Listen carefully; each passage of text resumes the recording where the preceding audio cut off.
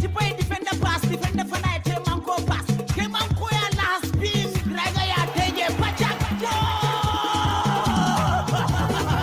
Scorpion, scorpion, scorpion, scorpion. Scorpion, scorpion, scorpion, scorpion. Scorpion, scorpion, scorpion, scorpion.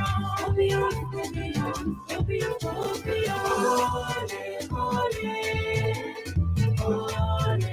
scorpion.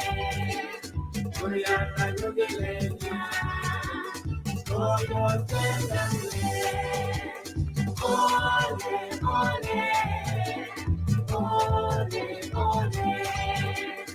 Oriana Yogelenya, Scorpion, Scorpion, scorpion, scorpion, scorpion.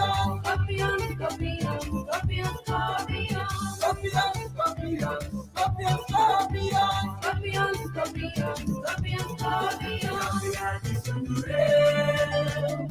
Cambiar el sueño real, fútbol en tu vida.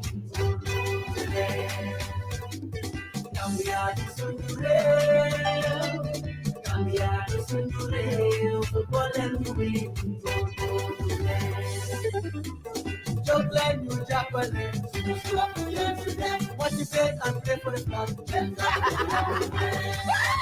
Makamanu, wala doya mabani sunkamala, nyere toka sunkampat. Nyete kulet buka purpati fuso abaja loko na teje parak. Shabolo display minute killing, minting tolle you lumang killing. Pass on the movement and you're killing the Scorpion,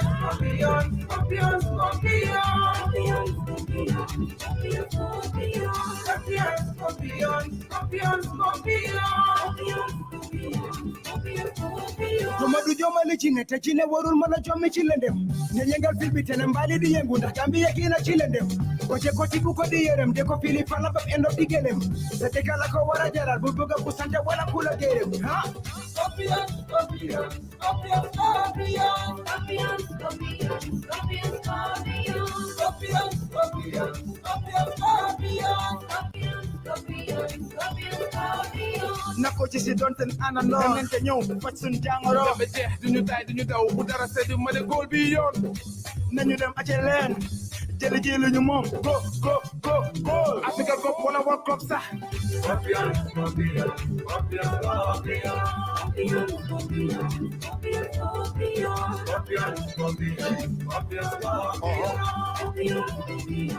See this, Scorpion, ilan ndam lépp yoon jiitu leen jéngu leen jiital fayda Scorpion mooy tax ñu am foon jayante jéngu leen jiital fayda Scorpion mooy tànga suñu noon ñu tàngat ci pàccal bi dégg welcome noppam bu bon bi ñu joxe ko xam ne ne ngeen di fi di foog mu ñëw suñu yoon stade bi fees na support bi tight flag yi ees ne bu ñu fi fight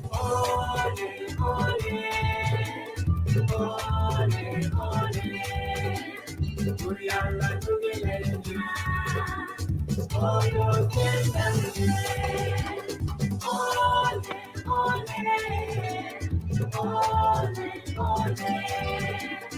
Oriana Yogelenya, Scorpion,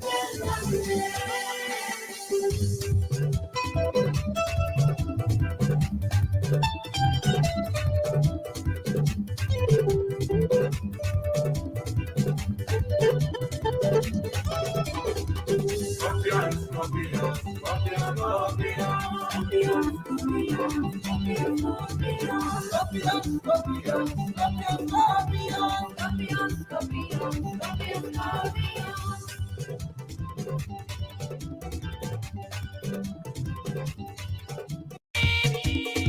Multiply defend the pass, defend the finite, manko pass. Kemanko ya last beam, Raga ya teje, pachak. Scorpion, scorpion, scorpion, scorpion. Scorpion, scorpion, scorpion, scorpion. Scorpion, scorpion, scorpion, scorpion. Scorpion, scorpion, scorpion, scorpion.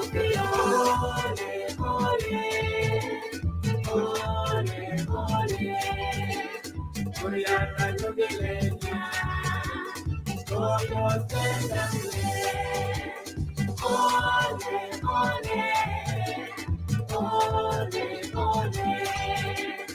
Oriana Yogelenya, Scorpion, Scorpion, scorpion, scorpion, scorpion. Scorpion,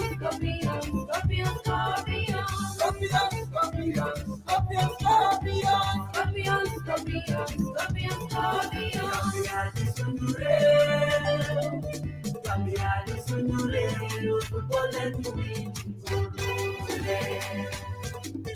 Gambia di suñu réew Gambia di suñu réew football leen mu ngi jóg leen ñu jàppale suñu club leen di dem motivate and play for the flag wala do ya ma bani sun kawala nyere to ka sun kan fat nyete ko let buka pour pati fu so ba jalo ko na teje farak shabolo display minute killing ringin ting tolle ñu lum killing paso mu me ngan ya killing ngota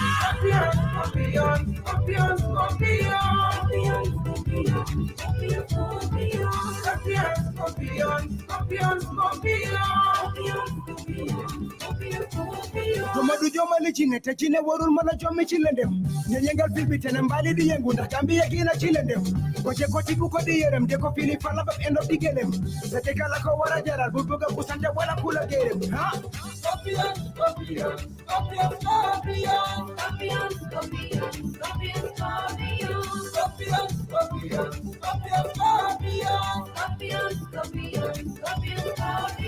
nako ci si donten anando nente ñew fa sun jangoro dama jeex duñu tay duñu daw bu dara seddu ma ne góol bi yoon nañu dem acé leen jëli jëli ñu moom go Africa Cup wala World Cup sax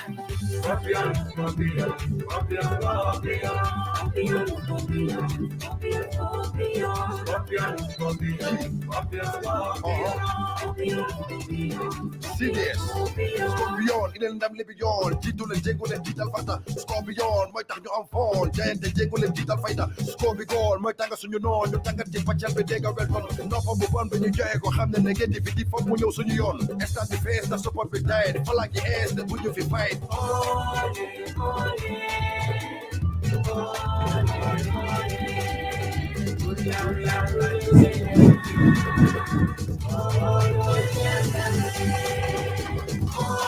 Yes. Hello. Assalamu alaikum, Gambia and Gambian football fans. Thank you all for joining us once again on this platform on Gam Football Fans TV. As we always do it, post-match and pre-match and post-match. Here we are again, once more to come and share our views or interact with the fans and Gambian football lovers about the Gambia Scorpions performance. Unfortunately, not the results we wanted. We were all excited. We wanted to progress beyond this, but this is where it all ends for us for this tournament. We are coming back. I'm pretty sure of that. Anyway, Assalamu alaikum, Ngalbe Kontong once again. Welcome back to our show. This is the post-match show that we always have here. Alhamdulillah, tournament already at Antajan this time, and hopefully we are, we are gonna get better prepared for the upcoming tournaments, inshallah. Being a team Bala Sotojang, I'm really honored and very proud to welcome some very, very, very interesting guests and very people who are into Gambian football so much. But I don't have to introduce anyone here.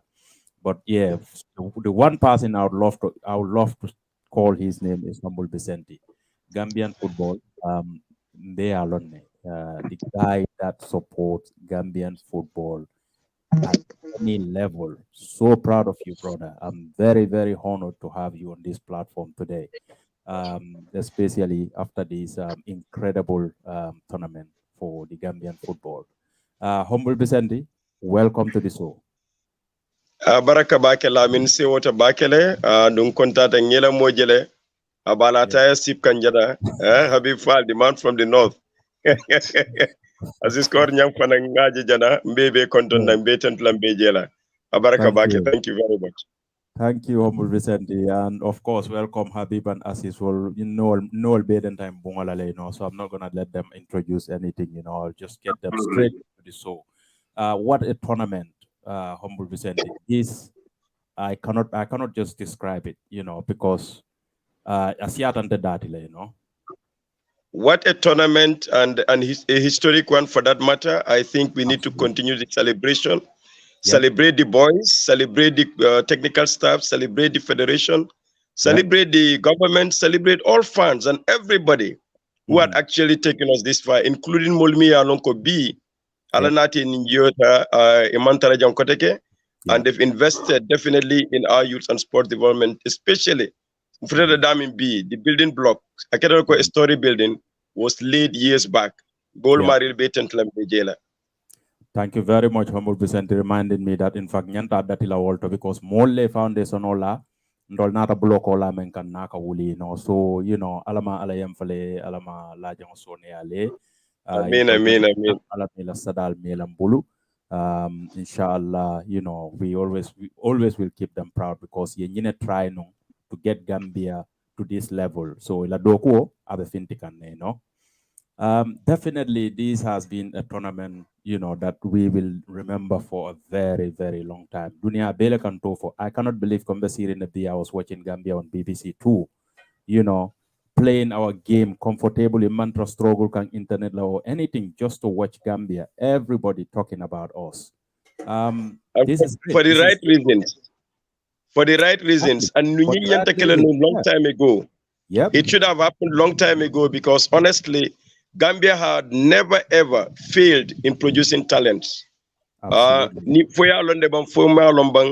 I can say from the 50s, 60s, 70s up to B.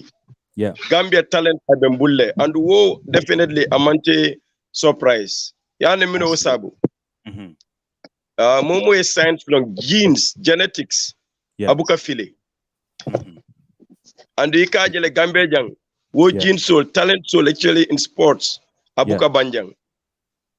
So Absolutely. wala tinda even Gambian will me alonko Ifani Balbe Banta, Mhm. they included in this team is the Mhm. genes that are working. Wolfal or Bamal were actually instrumental in Gambian sports development, be it football, athletics, volleyball, basketball, and so on. So for Yeah. me, it is something me alonko. If Gambia love to Katanyato, Yeah. they need to definitely include science in our Yeah. sports development so that certain genotypes would definitely be researched upon, and you realize that if we work on those people, we will always excel in our sports development. It is scientific. Let nobody fool you.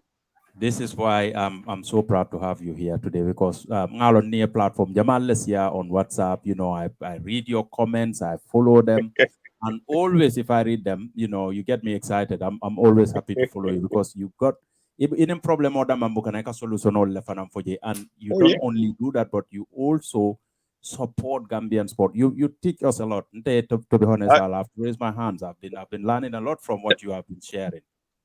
Let me tell you this. Me and Telong, especially those I grew up with.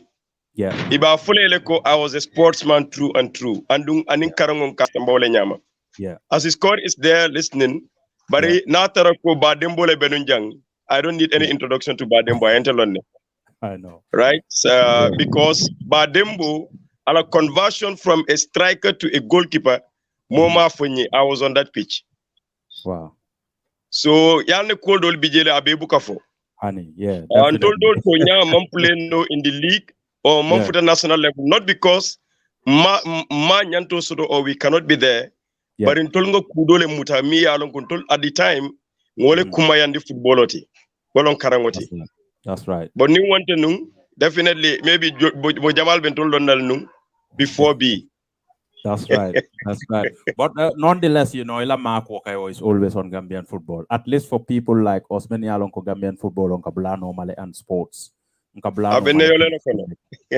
So yeah, I'm grateful. I mean, this tournament, and Karandi Kujamala 100%. And of course, towards the tournament, like I said, platform all many years, we have been, contributing our ideas. Sabol bekela kumo bebe for la bar kulumbulandila bengani akile. We all want to see something. Exactly. We all want to see something for Gambia. And of course, the boys has given shown the whole world of Gambia anyanta respect lale in these sports. What is your take, yamun legada nyinkona, and what can we do to move from here? Ninganyol beketa kilinti. Yuruwaka Soniale. Yeah. Gambia la problemo be, it is not because we don't have people to take us to the highest level. Yeah. Ibukabang, Ibijane. And I tell you this, Nitol Malong, they can consult me. I can give them people that can take this country to any level in sports. Wow. I have been in Gambian sports since 1988. Okay. Take note of that, 1988. Bintende. 1988, more that Muntole Brikama. Ask me about any club in Brikama in Southway. From Dragons, Saraba, Jogi Fans, Justice, Ute Jombulu, I can tell you. Wow. Yeah, you know, wala Tonya, Ntoldo man na te mafong juna, like kana kombojang serekunani banjun. But we Martin na football or other things ngalonde. That's right. But being not an Jamfana, we were not also sleeping because there is no Nawetans zone Gambia Jang Ntamanta daming. I go to watch and I go to report about them. Kabo Serekunda, East West, Manjai, Central, Bakau, Banjul, Nga Beleke. Wow. Yes, and Lukabojang, even Santolto, I used to report from some villages, Dulmon Futaje. That was well before this time or this era of, how do you call it, Facebook, WhatsApp, Twitter, and other things.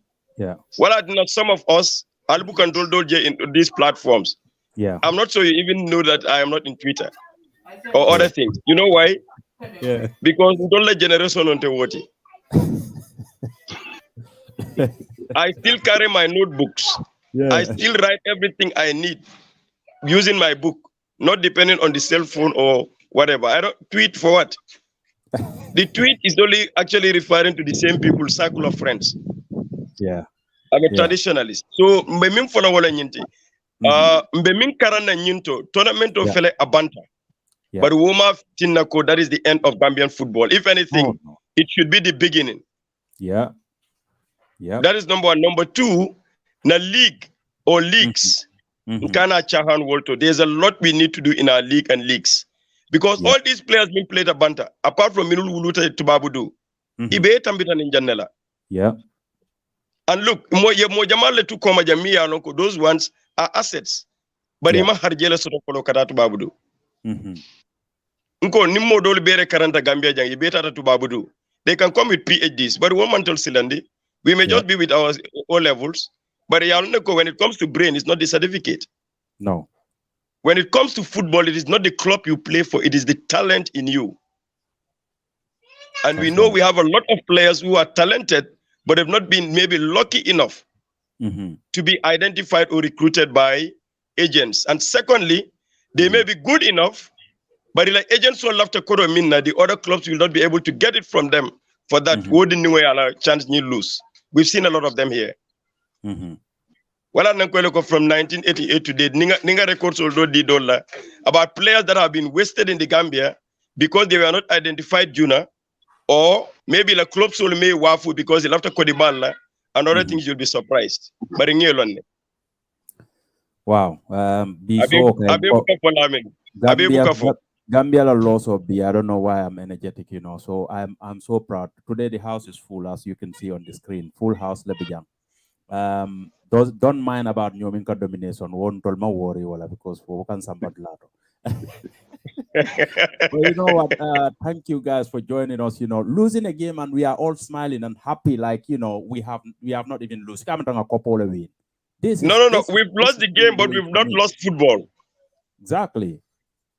We've lost the game, but not football. And after all, how many games did we win before today? If anything, we are going home as proud winners. Yep. We've won 3 matches, drawn 1 and lost 1. Statistically, we are good to go. Wow. So this is great. So let's not put our foot off the gas. We've won 3 man of the match, awards. Interesting. And how many goals did we just concede in this competition? 3. 3 goals. That's it. So please, statistically, we've not lost. Nimolio analysis will make we are proud winners and we should go on very proud. And if we look at our players, the ranking of the Gambia Bedaming, we've not lost. The leagues in which our players are playing, we've not lost. Some of them, the number of caps they've just got for the Gambia, we've not lost. And some just left the source of the Gambia some years back. And they are rock in that team. Absolutely. So let's celebrate, guys. Let's celebrate. Absolutely. The coaches can come with something different. But for us who are fans here, we are celebrating. Yes, we may see certain faults here and there. Because we too played football and we should be able to see some faults. But for me, let's celebrate. And after this one, the next one now, the way forward, we can come out with all those things. This is why I'm happy to have you for the first time, because you fans platform let it. Fans will need a bondi work on auto fans or like association. So don't be jealous. Don't be jealous. No, major follow the is powerful. So we're glad to have you here, and I hope this is one of many to have you here. But let me bring in Asis as well. Asis Jerejef, I'm too excited. Temom is like we won the tournament or something. I don't know why I'm too energetic today. But a tournament, of this type, my goodness. Yala na yala me pour ñu am ñu mëna gis yu mel ni. Asis, please take on this whole tournament. Magenu everywhere. Magenu Vicente, the coach and Habib Aksabo. Magenu Yenyep. Liwane Gambian Bohamini. Dangara Amtauchi. Will be all anybody because man, I'm really proud. Most of many 99% Gambians here. We are part of this team. Yeah. For the first time, we win first game. You win, you draw, win. So what can we say now? Don't play a host nation. Man, I don't care about coach be the final team defend the final man one hour from the first game. From the first game law and so they playing winning. Come up send you away. Yeah. Then we lose the game, but we don't lose football. Where are we going now and where are we heading to? From Nega, after the partner, we have to think about chat.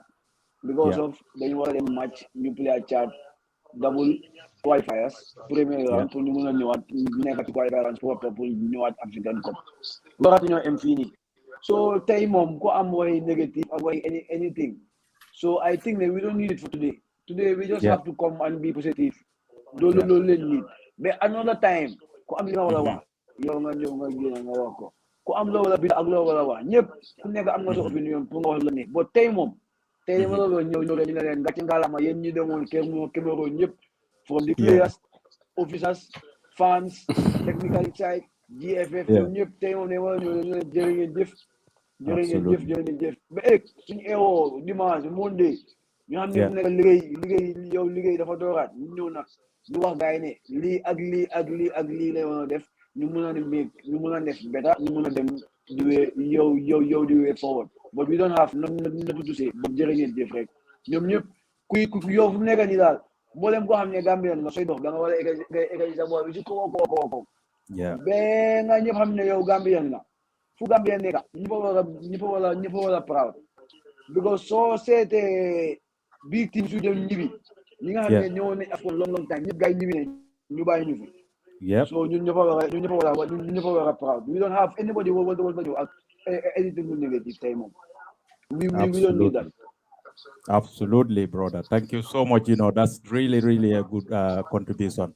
To be honest, I'm excited today. It's like a kid, for now, that's my pump, So let's just celebrate this moment and enjoy it. We have these tokens are helping. Conversation you very in the phone build up to the AFCON, be AFCON be new, be Mromba, a success like this. So we'll continue doing this. Why for today, let's just give credit where it is due. Idi, welcome to the show. Ale Gambia Belonda Singola, so it's too much. Kasija, katra BBC Gibele, Gambia Gibela, everybody. Ale Cameroon Balisino, a host nation. Ale down finally.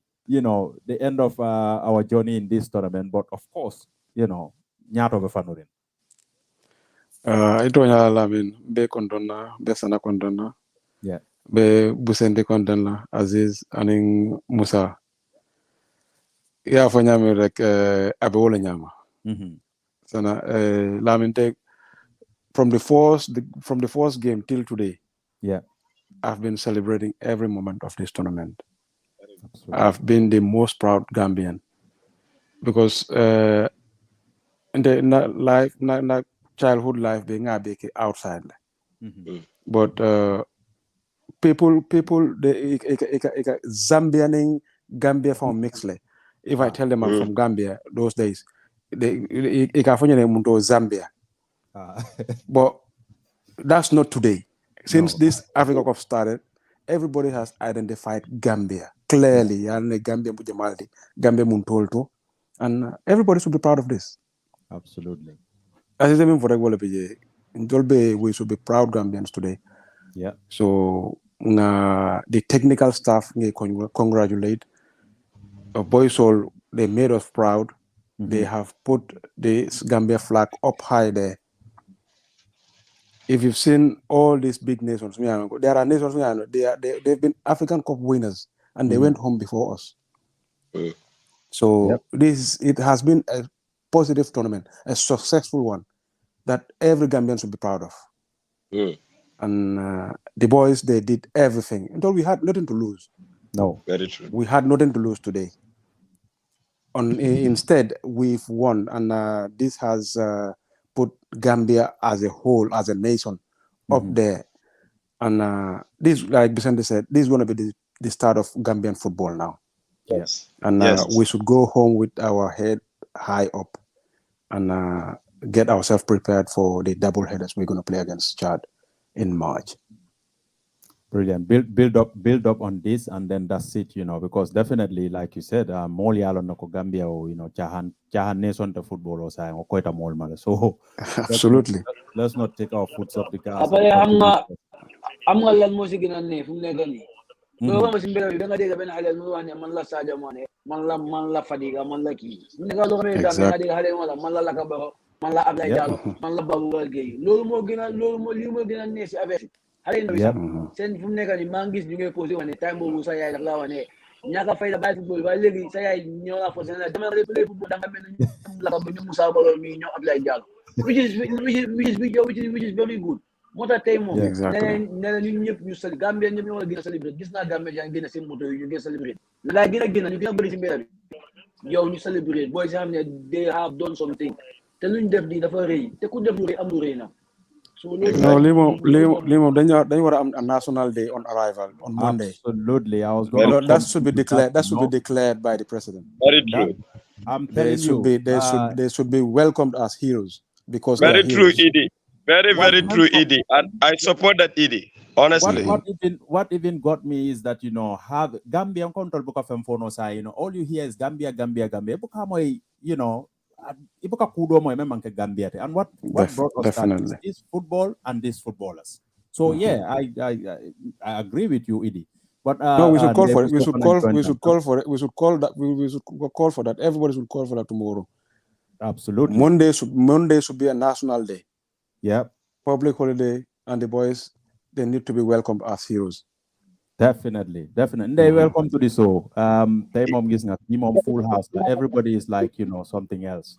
I'm not saying that Luisa reaction.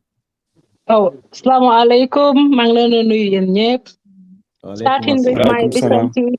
Hi, Vicente. It's been a while. Yes, Vicente. Wow. Buso. How are you? Yes. Congratulations. Well done. It's been a while indeed. Thank you for having you on board. We're glad. Yeah, thank you. Don't be threatened by the presence of all these men. You can beat all of us hands. That's the reason why I am even here, because I like it where men are.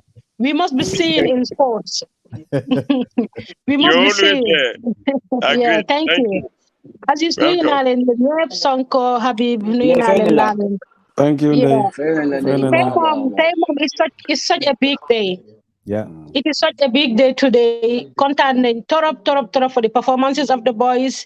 To be quite honest, I wasn't seeing us passing Cameroon in that big stadium with all that fans. I wasn't seeing that. So after the first half, you then go celebrate Fisunik. And then something randomly happened. Somebody flew from Cameroon, came direct to UK, and then came to my house and filled Setane Gambi. So we was like, okay, even if Gambia didn't win, it's Cameroon. So we were happy. The boys put up a very spectacular performance and representing you well, content and trop. And lii dafa tax ba nga xamante ne léegi parents yi especially ñun jigéen yi dinañ encourage suñ doom yi and we will leave them to go and support, maybe not even to play but to go and support in the Nawetans, to go and watch. Because man non last started, I was going to Serekunda is almost every day. My mom was giving me money pour ma dem marché dem Duga.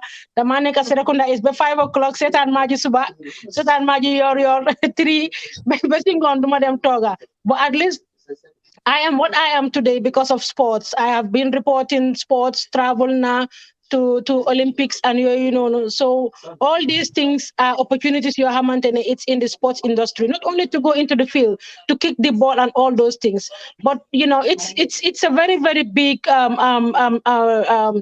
field. It's a very, very big field. You have the coaches, you have the technical bench, even the kids manager, Mbake. We see in Mbake, he started from the Scorpion fan club. Right now, he's one of the most important people in the team because he's taking care of all their jerseys, making sure they are clean and neat, Newcastle and all those things. So this is a new turning point for everybody. The government, the stakeholders, everybody in Gambia should now begin to think and understand it. One way to sell your country is through sports, and sports, football in particular.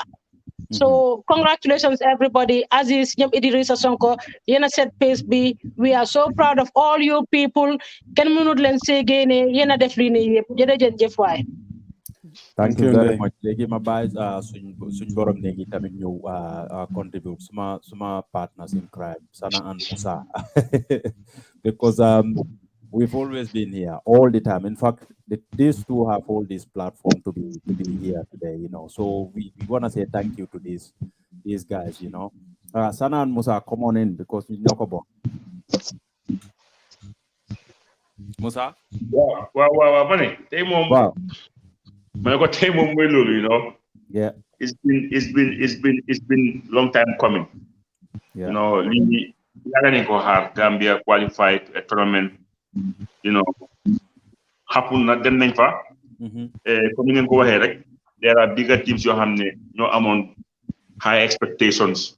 ñoom Nigeria, ñoom Algeria, you name them. So Gambia mu ne aga semi-final in a manner boo xam ne we've been scoring goals every game apart from today. So I think it's a good achievement, Might be more than there were a few Gambians, from England, America, they were all cheering for Gambia. It was a wonderful environment to watch the game. Like I said, going into this tournament, man, I wasn't expecting much. So more than tournament because the qualifying was enough for me, they have worked with the Jinx Gambia qualifying for the very first time. So I'm on Ben come the expect something very big. No, the fact that was enough. So all what happened, all these wins, is just the Fayoka content. I've been enjoying this tournament really well. It's really strange because might be that I don't know. Small mind was keep ringing and ringing. So many harder. It was stay home holiday might stop. So madam Coco Ozone, them talk for noon. It was fun there and then I enjoyed it. Wow, we just have to enjoy it. We just have to celebrate because Gambia has set a pace for Hamne. Somehow I can say hunt because we put the bar really high. Qualified or boss. We should be exactly. Yeah, so going forward, the coach has a big task. We are very tied with Chad. How much I went and Googled their players. They have something. So the type of is really tricky. The Gambia ñaka bokk ci qualifiers loolu is unacceptable. You know, doo ma dem AFCON nekk ci last 8 bi ba pare mënuloo bokk ci group stages yi loolu moom kenn ko xelaat. So coach bi am na tough job to do. It's just mine. You know, it's just mine. Ak am na tam leneen loo xam ne moo ma ci xaw a jaaxal. If you look at the nature of the Independence Stadium, it's at the lowest of low. So I don't know what they're gonna do for FIFA or CAF. Muna ñëw xool leen, yeah, this right now that field is unplayable for international match. It's unplayable. So dama xamoon nag what measures do our people have in place to make Sunday now towards March field boobu defar nañ ko mu am ñax look good, because otherwise Gambia na play Senegal or Bissau. Lu tam nekk loo xam ne man it's my worry. March is here. Why on top of everything, it's been a good competition for Gambia. We put ourselves in a very good spot. The whole world, you know, stand. This now I front page in UK. So this is something positive. At the end, for now, Gambia are the biggest winners, being debutants and then making the news for the right reason. It's all good. It's all good, man. Like always, right? You know, game begin. I am home after Sobi. I will have my normal attire, if possible, the famous grill. We move on, you know, but not baboon meat or monkey. It has to be clear. You know, it has to be clear. Yapi harla mala yapi bay. So na leer. Ñun duñ ay jarankale. You mean not fish? Tell them. Anyway, thank you, Sana. Assalamu alaikum wa rahmatullahi ta'ala wa barakatuh. Maa ngi nuyu ku nekk sa tur ak sa sant. Okay. Lamin idi def ñu dee dóor daala si loon daf dee wax Habib pour mu jox ko fiit ko parce que moom du wax so lu moo tax Habib daf dee nekk moo di wax so bul ko faale xam na ne sauces bi am na fu mu jógee. But on a more serious note, Vicente, it was great to have you here. It was long overdue. I don't know, for some reason, you keep skipping my mind for bringing you to this platform. But here you are today. Very, very proud to have you here. One of my favorite. You know, you've been one of us. And then, you know, all the time you're ready to represent you. You know, the more this year, like, they're in the Marcy, UK as well, you know, so it's got to I'm that balance in the forum all the time, you know, you have women participation. Lamin, it's a very proud day as far as Gambian coaching is concerned. In a sense, if you look at the core of this team, almost 80% of these players all started playing back home. And then Falenjar, you know, you move to the next level, you know, you them to start their professional career. Vicente did mention one thing, and the recent one was just James Gomez. Yeah. But so always in backline, we did young Pamodu, young OJ, you know, young James, young Sidigabi, young Sormal, Yusufa Bob, all of them. It na ñoo xamne jaarun si coach si Gambia, Babukar Ngegawa, Sidi Janko, Ibu Toure ak Ibu Adams. But relatively all the rest started their career playing home. And those coaches back home, you know, train on a sandy pitch or you play on unplayable pitches. Doreko, Banjul, Serekunda, East, you know, West, Bakau, Brikama, that's where they all started. And that's one reason why I am super proud today. My whole TV begins those players that I just saw a few years ago playing in the league. Notably James, few years ago, Mahol Komige Greater Tomorrow, you know, send Nawetan Timbi in Brikama. It was my favorite zone for what Nawetan. The Madan Duge, I mean, Dipi name, Manu, Roma Serekunda is Zip Manu Brikama talk the set and Nawetan, you know, because of the ambience with the Amsi field. Taima Gisko, Kukima Gis no Magisko, you know, no Brikama briefly, you know, them Real de Banjo. Now he's one of the best center backs a Gambian can dream of. It's if I should reflect on that one, I will reflect on the Gambian coaches, the hard work, the sacrifice they have put on these boys, to see Gambia at this level. I have been in the same platform with them. Everybody is proud of what we have achieved together as a team. I'm not from Dore, Fusorila Dore. Why Ken Munutawane, Nyuleko Mom. At the end of the day, the Gambia wins. For the first time in the entire tournament, I went into this game feeling very relaxed. Because so by Helsinki prediction been for def prior to this AFCON, our first game. I did mention anything like after qualification to the round of 16 per month, that's a huge success. Yeah. I base some prediction based on facts. That's where that were on paper.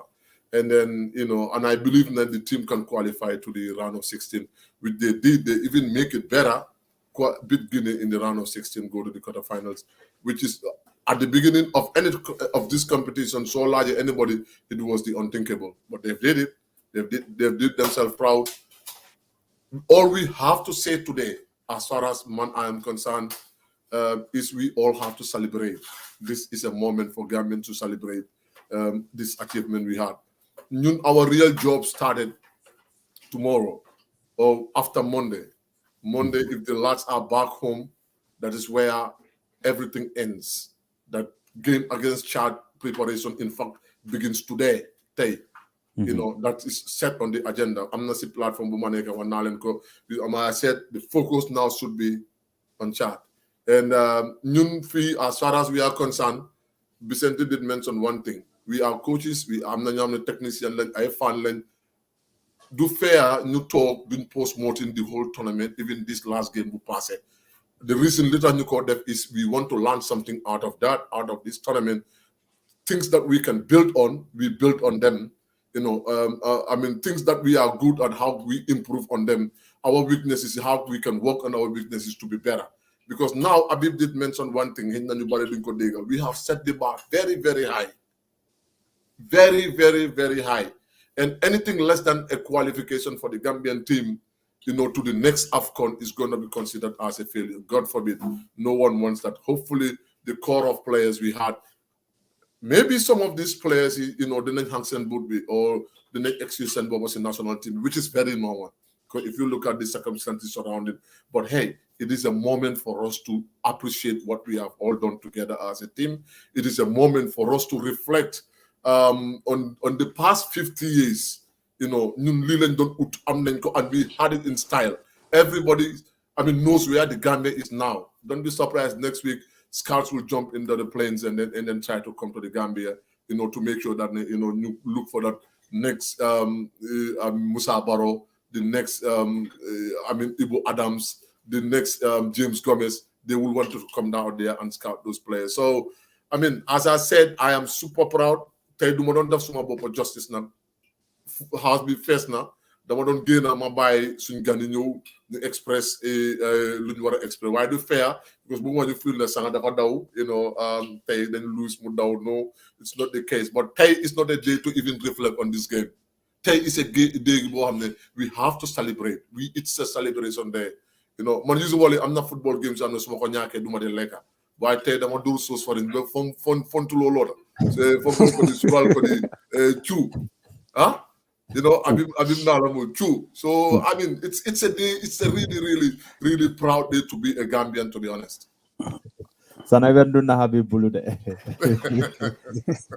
Yeah, but thank you very much, Sana. Humble Vicente, I'll have to bring you back again because definitely and of course, fan like of course, celebration of how do we make the parliament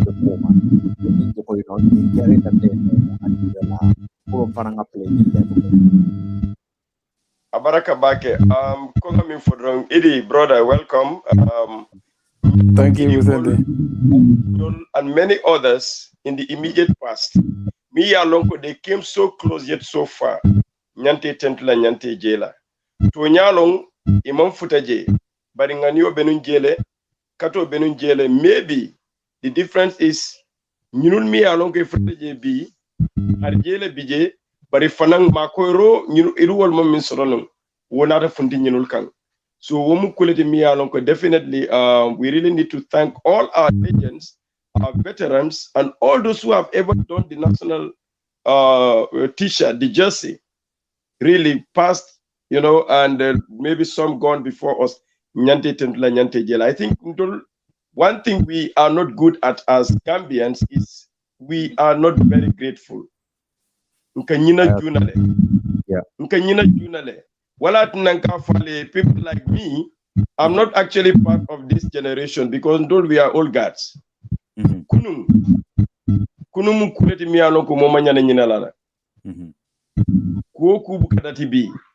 Ngalonde more will actually be talking about this AFCON, but in AFCON that now, kuma minfo.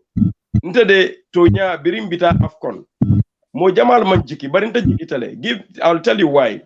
Because most of these players, especially the new Mia Lonko, they just came into the national team. Yeah, Idipol yeah, Asisor Nyangol. Yeah, many others, Jelenung.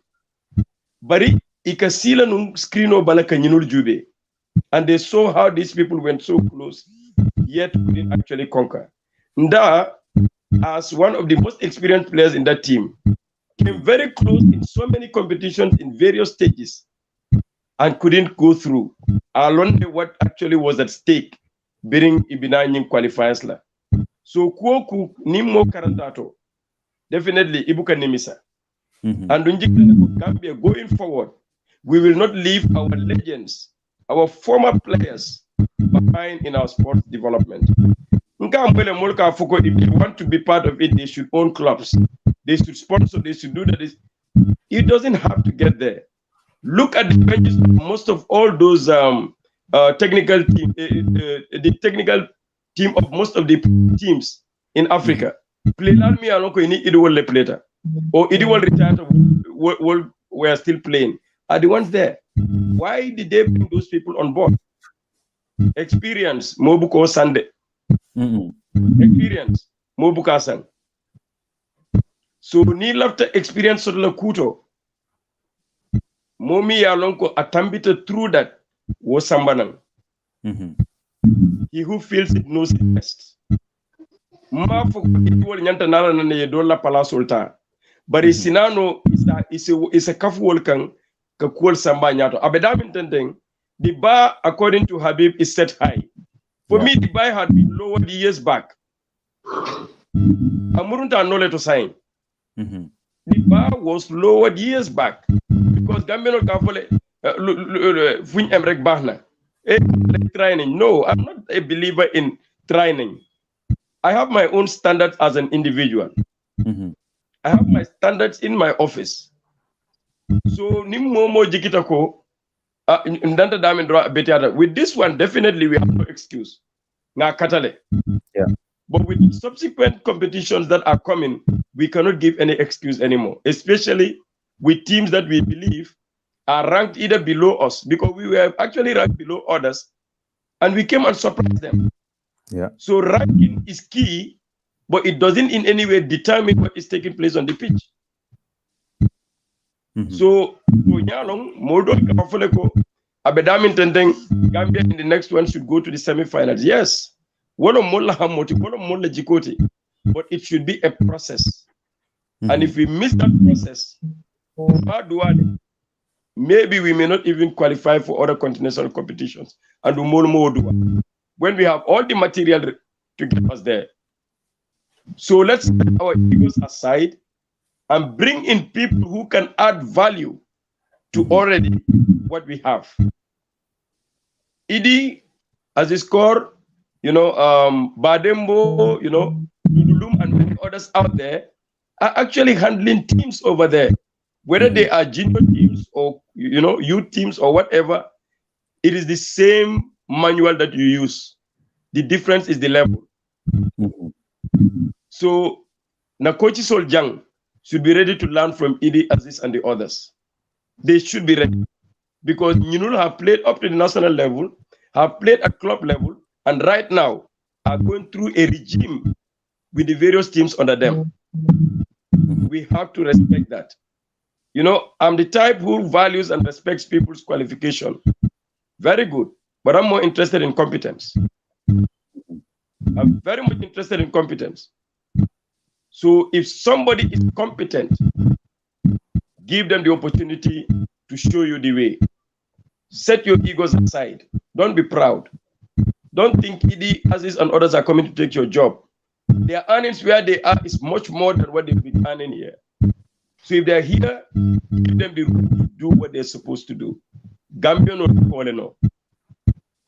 That is the unfortunate thing. And for me, for a way forward for our development, all those that are in charge anywhere, let them try to massage their ego, put them aside, consult broadly on what next in all our categories, the senior team, under 23, under 20, under 17, and even youth football. It is key. I am sad to say this, Idi and others can bear me witness, that we don't have a psychologist in our sports, more so in our various teams. You cannot play sport without a psychology. Sports psychology is key because each of these players that are playing for you must have somebody who work on their mindset, who check on their emotional and mental stability. Otherwise, their productivity on the pitch will definitely not be there. We need a nutritionist. Nutrition is not food. We need a nutritionist. All those are key. And a lot of players get injured, all because they are not maybe advised accordingly, or when they pick up this injury, they are not treated, immediately. Eventually, their careers could be shortened, or they may be playing with those injuries, and their performance level definitely will go down wherever they are, at club or national level. So we have a lot of work to do after this. I know Sana says celebration should be up to Monday. Sana, I beg, extend it for 1 week. Let them enjoy themselves. After that, we can take it up from there. Give them, please, 1 week, I beg. No, that's fine. Thank you very much for sending that contribution, as always, Nyinyata, yes, we will celebrate and continue to celebrate. But like you said, the job will start the soonest. Because ngamen soto nyata ole sembo wata men tambita, and of course in football mbe alon and told men ka follow back fans solo kunungi maolong. So they live in the moment. So ibajala kana kanyun menu walinteng sa wala begena kumayala. Although nyina no la nyindonga bari, we need to be very, very, very prepared for what is coming. And the opportunity Gambia manyana nyi misla kotek pour dindingol men yalon ko be jurumari njebe niola kam pour kata footballo dol alama neman kafar kele wol banta bakwela the only thing ol be niola kan kafuta Europe wala kam football play pour isi futa no nyi level da felenting bi Gambia la nyi maol try baluri. So ning I try more hope so to if they can play in the Gambia and they can make it there ma fo nying dangerous silol fangol be stop la barabe talala modol baje la ko nimma soto manko do in soto mbar nga try jang aske non nahar jo bojang ngata tubabdu o nga play national team at certain level or on the 20 fango tournament gararo ngo kijane me alon ko ay dunia impress mo jamal lokita kono so wol be mo opportunity lete pour funding ke wol ye capitalize no akang Badembo, Naka, Idi, of course, the preparation for the next games, should not be taken easy, Lang wong to nyalde, bari mbe kumadantan faila busente akumbukan. I some very important points lema miranko. We cannot sports in general cannot do without them. And but lonko be more celebration lonely. We are not gonna elaborate too much on it. So straight I guess celebration of Scotland because straight talk BJL, which is on Wednesday. And in fact it's good that you're not just to let humble Vicente a program Jamal Lesotho Jang. Know your footballers every Friday and straight talk. I'm so quick follow. Yaran busen vefene fere busen la go busen mo na school mate le wona. Yeah. Manual hombi. Okay. Jara ntambira you know, so we knew each other very well. Yeah. Yeah, and time to time, he has a lot of ideas in him. So, mole mati mi alango ajarta le puruka as in the platform to sensitize people. Yeah. He should be giving some chances island knowledge explore. Until bo na problem wolte nak buka man believe nyola. Man yam fangoto. We don't believe in each other as Gambians. Yep. One thing that we are is our main problem. Something we should work on. We have a lot of talent in Gambians. We have a lot of educated people. We have a lot of competent people out here who can do so many things. But we have to believe in each other and give each other a chance. So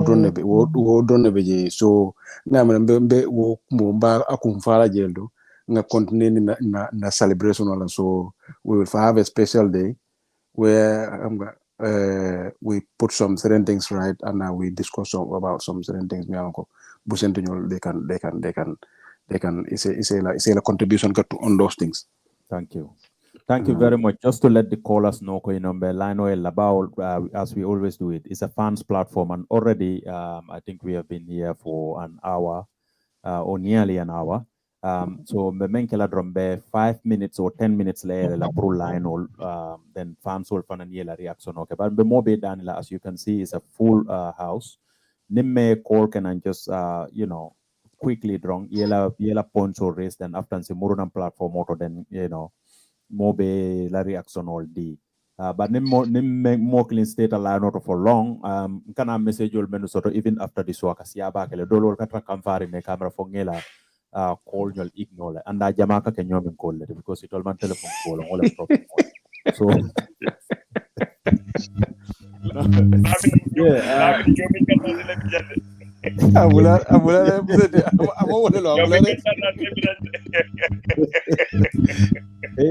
okay.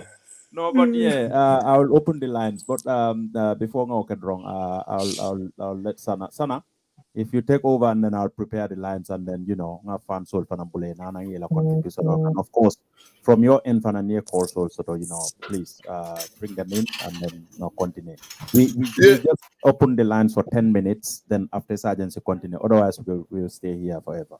Yeah, basically, being the fence sort of follow. We can, because I don't definitely want to go and on the technical side of the game today. We had the platform on Wednesday. Vicente, that is straight talk. Akata nyama kafole nyama straight.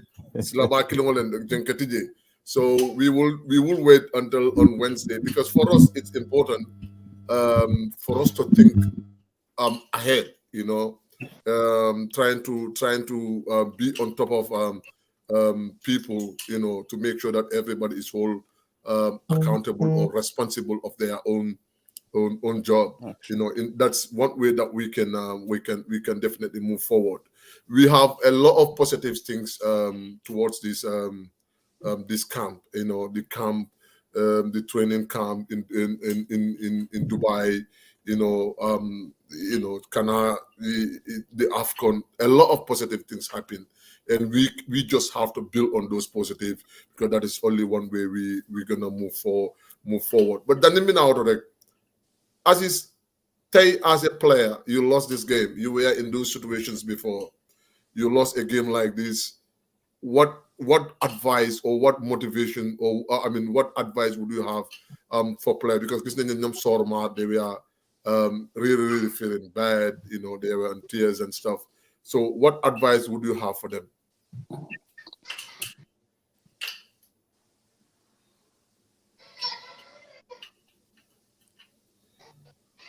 Aziz Yangi mute.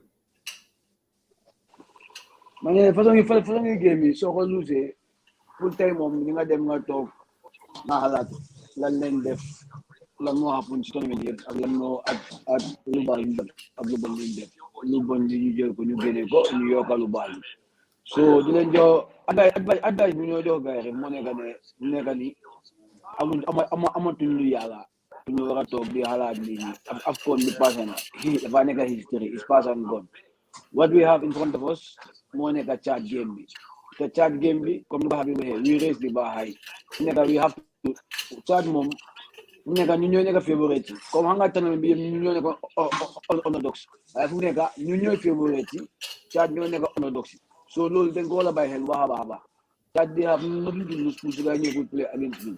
So we have something ahead of us right now. We set the bar high. We have to be there, or we have to be above that. Above that.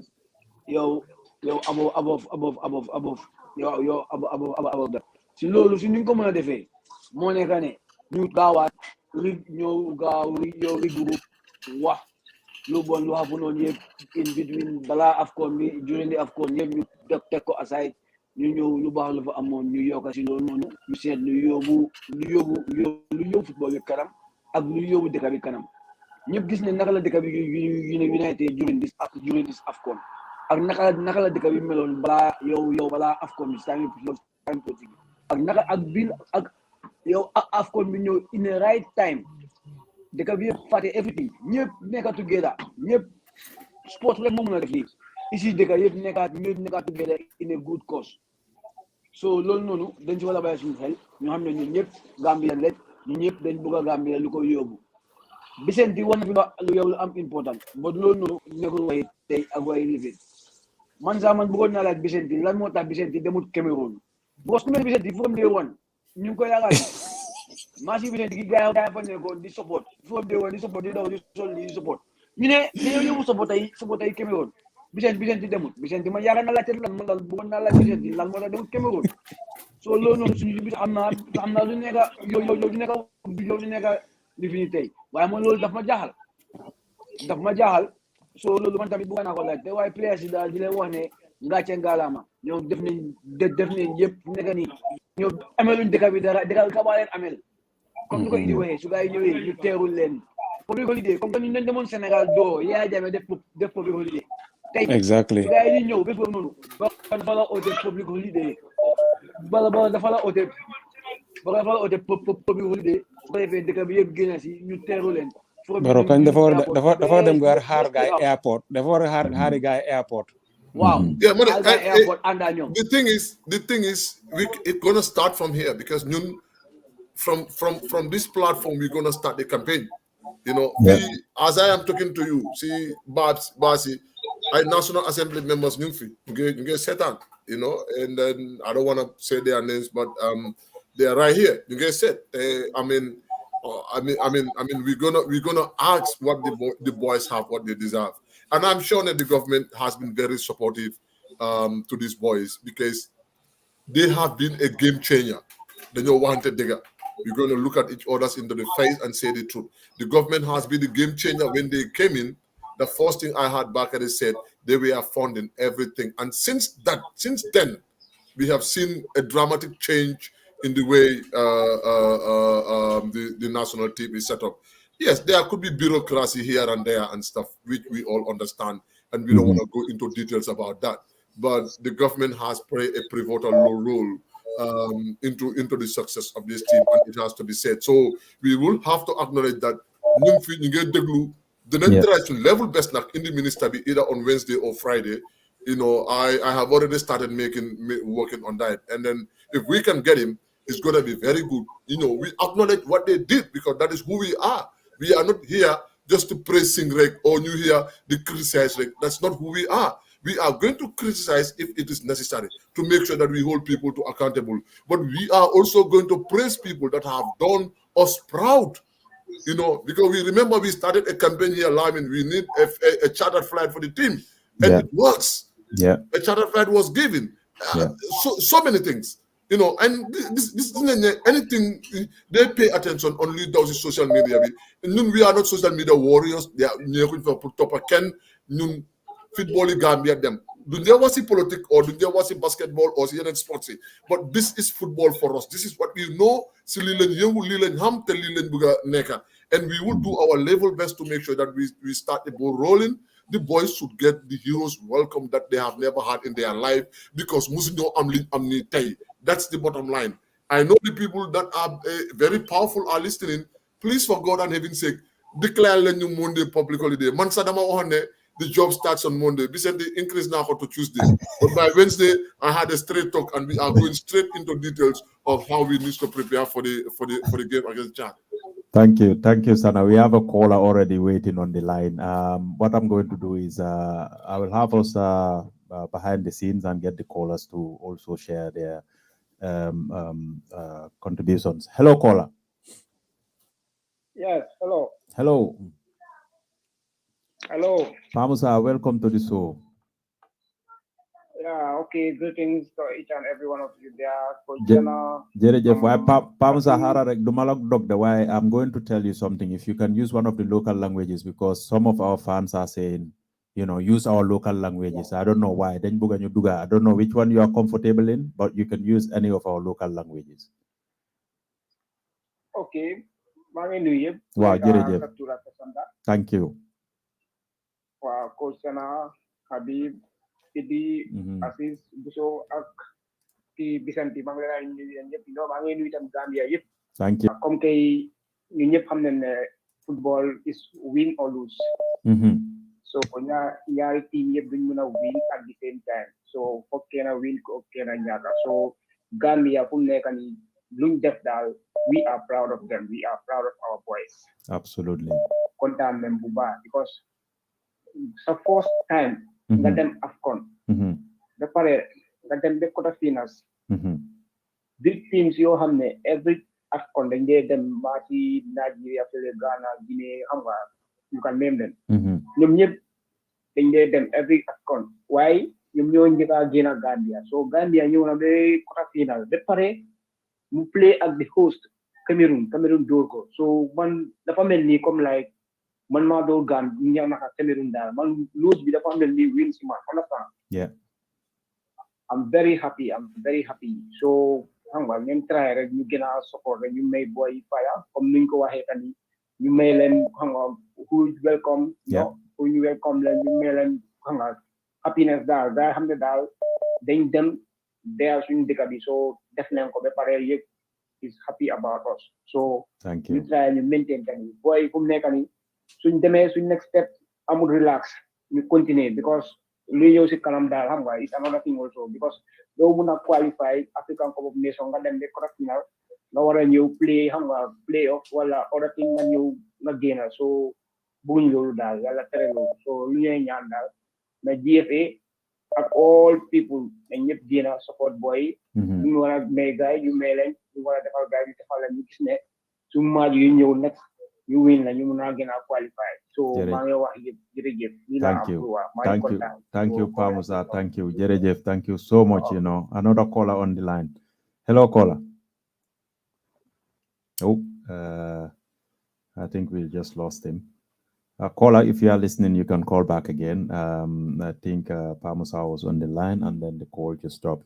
Yeah, thank you very much, Pamusa. As a contribution, the referred na torop. I hope our authorities are listening, and of course, come happy. Let them give them that heroes welcome.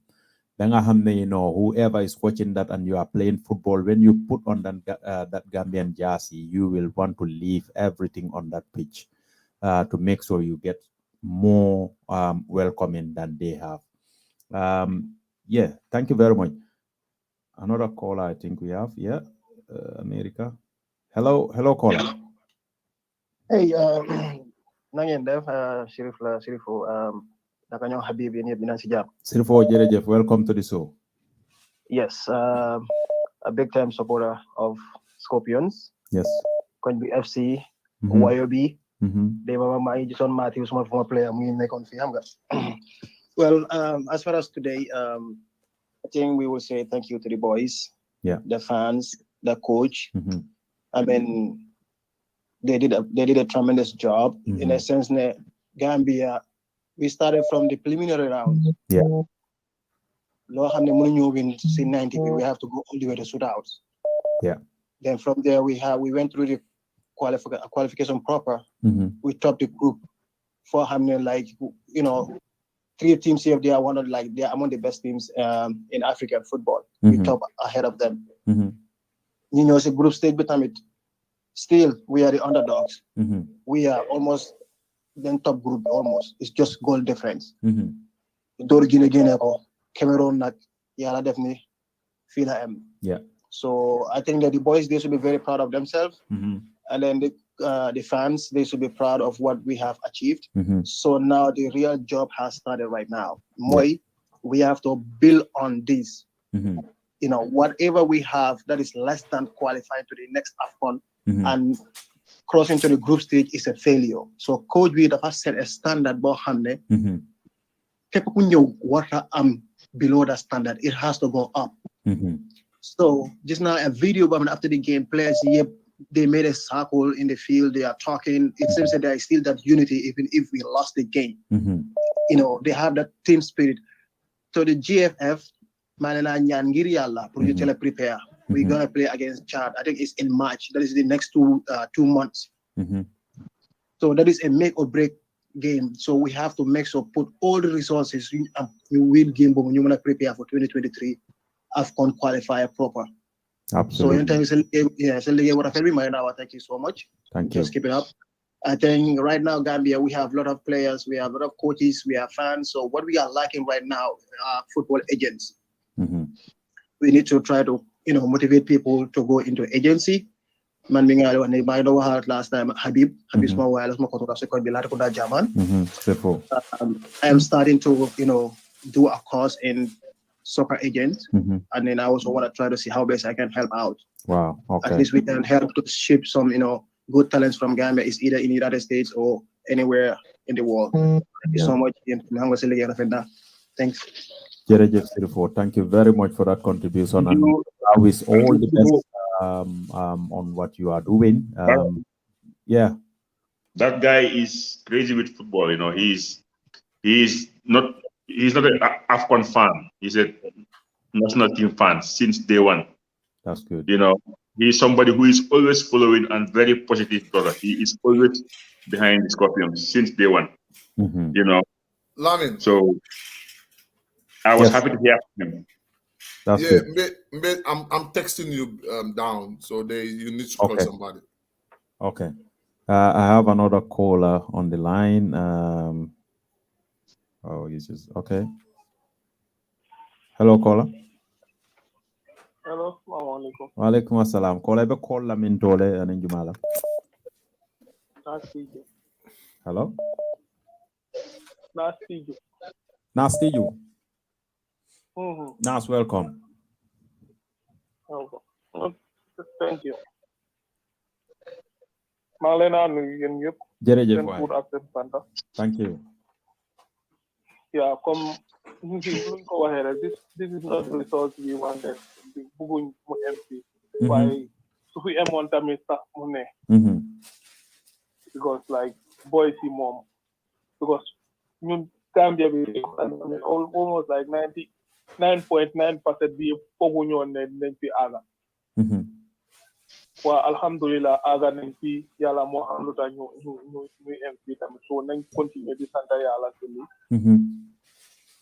yeah, boys they made the whole nation proud. Content they no content. So lose a game for football moment. No, so lose a game for them down to the why low tahood. Yeah. Game by no why F guys send efforts need acknowledgement for them men do raising the Gambia flag high. So lolo ngachagara mala nyuneka Gambia see all stakeholders in football, the government, private sector, Gambia power again, and welcome guys. These people are heroes. Absolutely. Because football more than definitely the football bit of a unite Gambia. Unite Gambia, you never ask one thing because this one was fragile.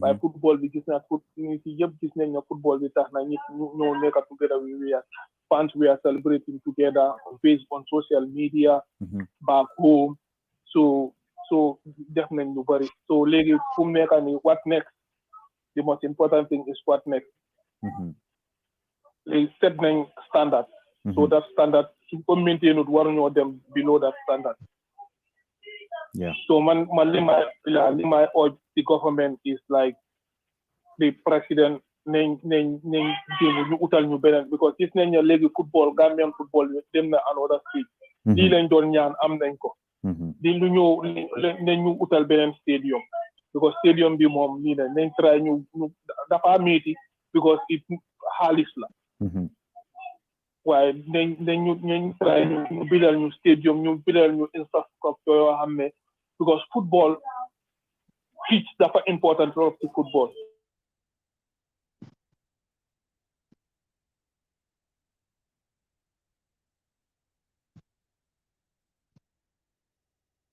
soo gisee European si ak yeneen other world ñu raw moo nekk loolu noonu because ñoom seen grassroots bi dañ ci liggéey torop absolutely tubaab yi ñu ñoo leen ëppa talent ñu ñoo leen daa football waaye lu tax gaay raw ñu moo nekk gaay seen grassroots bi dañ ci liggéey torop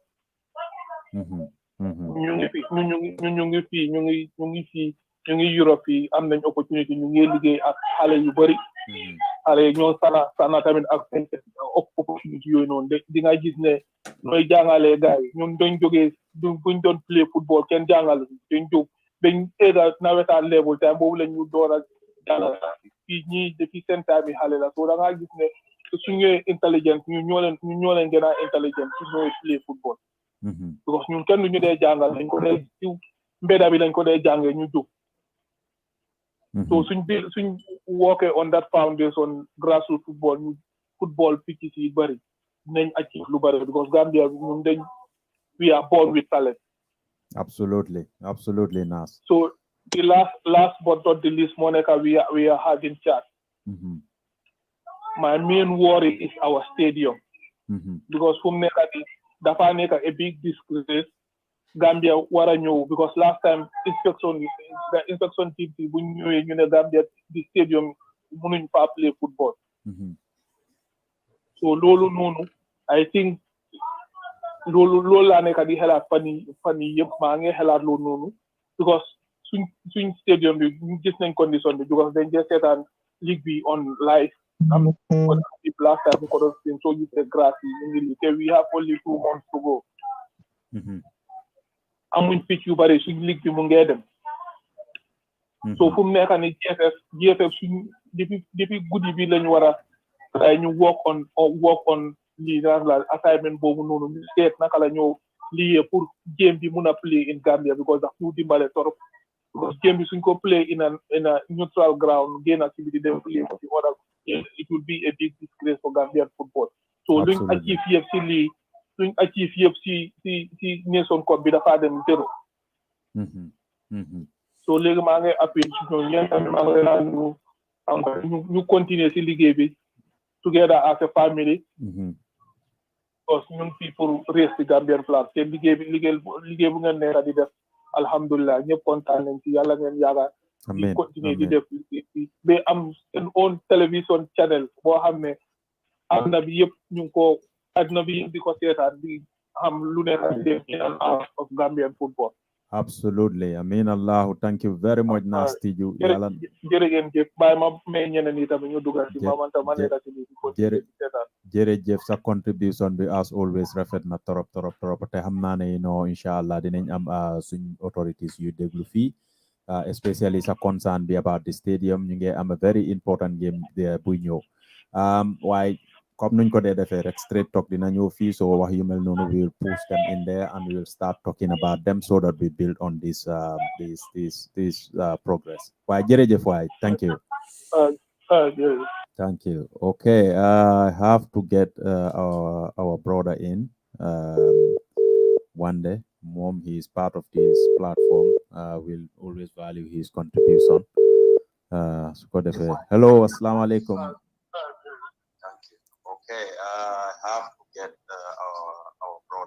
Hello. Bro, ñu ngi laa dégg mu ngi nuroon yaa ngi ñoo déglu ak a listening device. Maaleykum salaam Lamin. Waaw soo mu nee face out listening device bi o nga wàññi ko rek pour nga mun ñoo dégg fii. Lamin jaajëf maa leen a nuyu yéen ñëpp waay. Jërëjëf ñu ngi laa fay bro jërëjëf.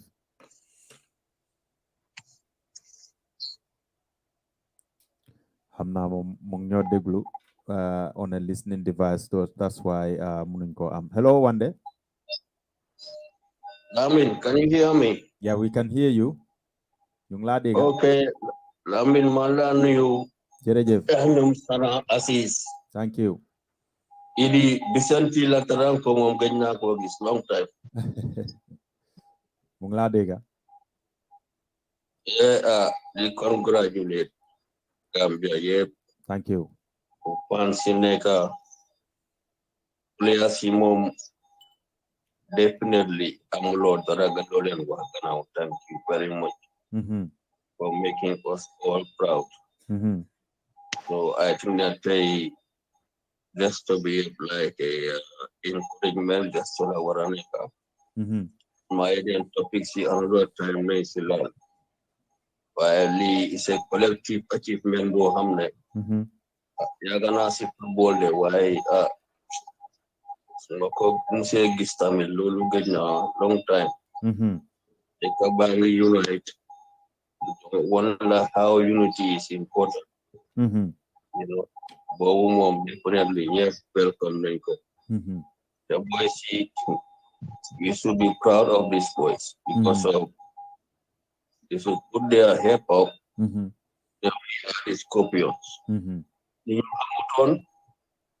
know, and that was a platform for boys. Gambian Kalembe. Even I was watching it from BBC too. Yep. But it's a good platform for marketing football, soon tourism. You have executive which I'm not congratulate all the way to the ministry, Bakari Baji. So I think that they have done very well. A government more support your league sports. So let them keep it up. I think that they do basic analysis. It should be a sign of encouragement that we are proud of these boys because these boys are warriors.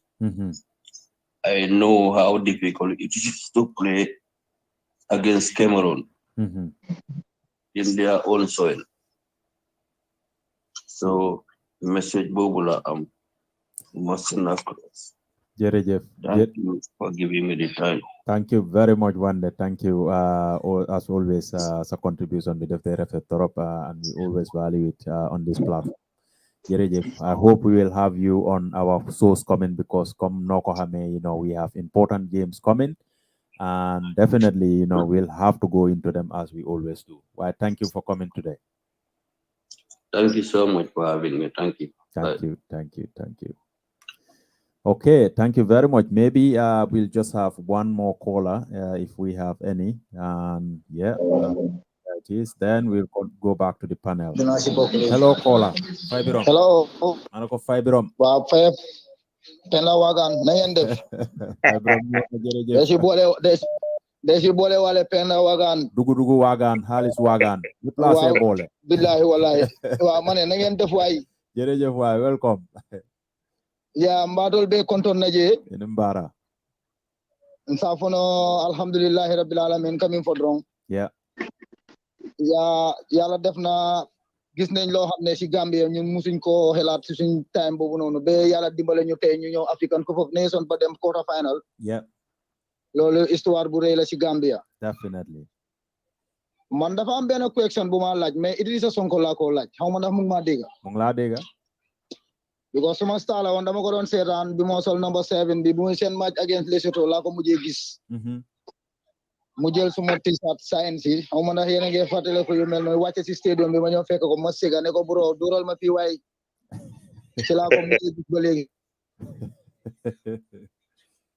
dina xam ne bindal na Gambia yu bari ci ginnaaw waa question bi ma ko laaj mooy ndax moom mu ngi xelaat ëllëg mu nekk assistant coach ci wetu team bi di ànd ak ñoom pour jàppale leen ndax moom mu ngi taraay di dox tànk yooyu pour def loolu wala déet muy benn parce que dama dee gis national team yi nga xam ne ni team yu mag lañ dama dee gis seen ancien footballers yi dañ dee nekk seen boor te léegi loolu daf leen dee encourage boy te loolu daf dee nekk loo xam ne ndam la si lu bëree bëri si footballers yi seen side absolutely because dama gis ne ñun suñ génération team footballers yi ñu fekkee ñoom Idrissa Sonko la Jato Cissé Aziz Kor boobu nekk foofu noonu ak ñoom Sirif Samba ñooñu lañ fekkee woon time biri nettali rek lañ ci dégga te ni nga ko wax de Idi dafa bëri woon fans Gambia trop time boobu noonu moom tamit because Gambia ñetta la woon Idrissa Sonko la Jato Cissé Ibou Sila Aziz Kor so ñooñu lañ daan wax ñun suñ génération so ma ko laaj loolu ndax moom xelam mu ngi ci ñëw si team bi jàppale boy si di ànd ak ñoom fuñ mun a nekk boy di ko xool ndax xelam mu ngi si loolu ba léegi ndax mu ngi dox tànki jéego yooyu noonu brilliant mu ngi laa dégg so hopefully waaw bu gën a mu tontu ma loolu before programme bi di jeex inshallah beneen bi des mooy yéen seen liggéey laay njëkk a remercier because li ngeen def ci football yi Gambia ñu bëree bëri ci seen programme bi lañ ko xamee thank you especially man yàgg naa toppa football yi Gambia beneen bi Adama Barrow nañu dimbale ñu am stadium bu ees ci fekkee mun naa possible waaw yaay ba na ngeen def jaamare ñu jàppale ñu Gambia am stadium bu ees because stadium yi Bakaw bi yàgg na trop because football yi Gambia dem because stage bi mu àgga nii tey dina passé foofu man gëm naa lool that's right waaw di ñaanal boy si nag ne rusloo wuñ ñu dañ ñu sigil bu baax a baax a baax a baax because of man mii di wax ak yow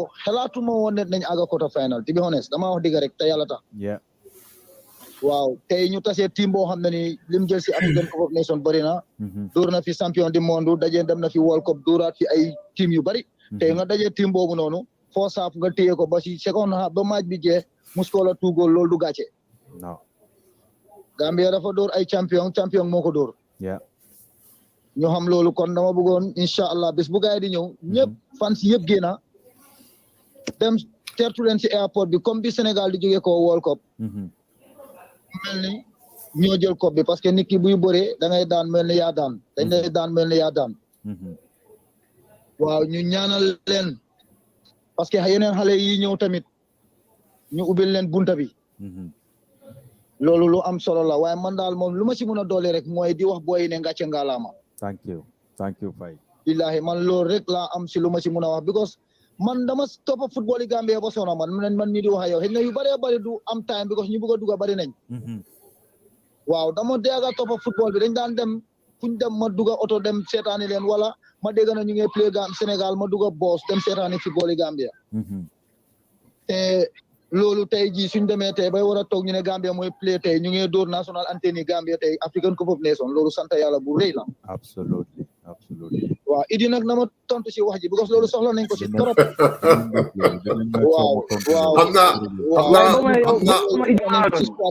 nañu mu wax ñu lu xalaatam ndax moom mu ngi pare pour loolu wala déet am na loo xam ne Idi du la ko tontu waaye dinaa ko xaar su doon tontu wul inshallah su doon tontu wul man dinaa ko tontu ok am na loo xam ne Idi dinaa xaar Idi wax su ko tontu wul man naa ko tontu waaw lu ñoo def rek dañoo tëj line yi léegi unfortunately su call yu ñëwee duñ mun a jël call yi léegi we'll have to close the lines and then allow the panel to come in at least ñu mun a jekkali waxtaan bi waaye I think we start with Faye's question, right? Yeah, Lamin. Okay. Waxal Faye Biram Penda Wagan ne am na lu dim laaj Idi su ko Idi tontu wul man dinaa ko tontu. Right. Wow, so dinaa bàyyi Idi tontu. Idi welcome. Idi fangole la ñu karo moy. Lamin, I just want you to come back to Faye's question once again because small line dafa am call bu dugal so mu dog so I didn't get the whole question, you know. So, okay. mun naa bàyyi access mun na ko tontu. waaye tontu Idi la ñu dem pour Idi la Aziz. Loolu la war Idi bu tontu su ko tontu. So you know this one I don't want Faye calling me here, you know, te Faye ñoom Faye ay suma uncle len even though ñoom in kay lañ waaye you know.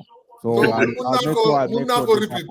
Okay, go ahead. That's gonna bring you into our national football team to work with them because they have seen it elsewhere. So that was the question.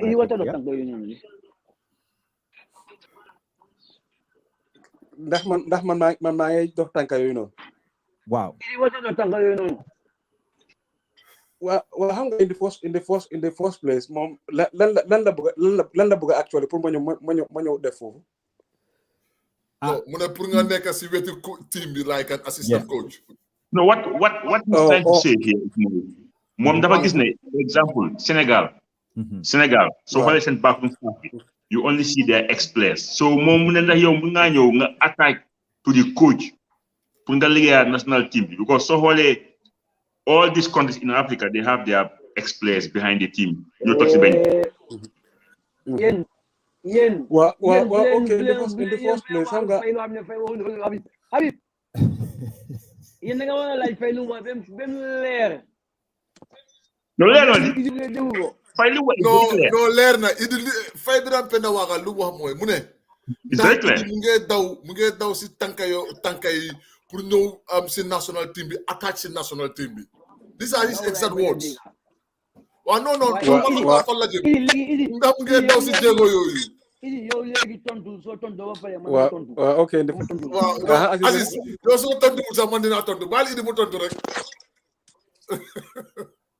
li ma wax fay rek just a short one la rek mais gis nga ñun ñëpp ay Gambian lañ mënuñoo nekk benn nationality any other nationality te I think ne ku ñu ne ku dem waliyaani sa dëkk moo tegut waaw de so ñun Gambie moomu ñor soo gisee ñu toog fii di rees mbooba di kaas lan moo ko waral mooy Gambia ak liñ achieve tey so that's always going to be a pleasure for every Gambian nga xam ne mus nga playal sa nation nga ñëw hang sa boots nga ñëw pour nga ñëw support dëkk pour mu dem si kanam so loolu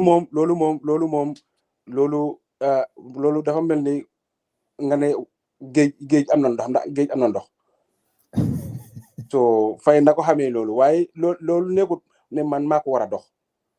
Exactly. ñi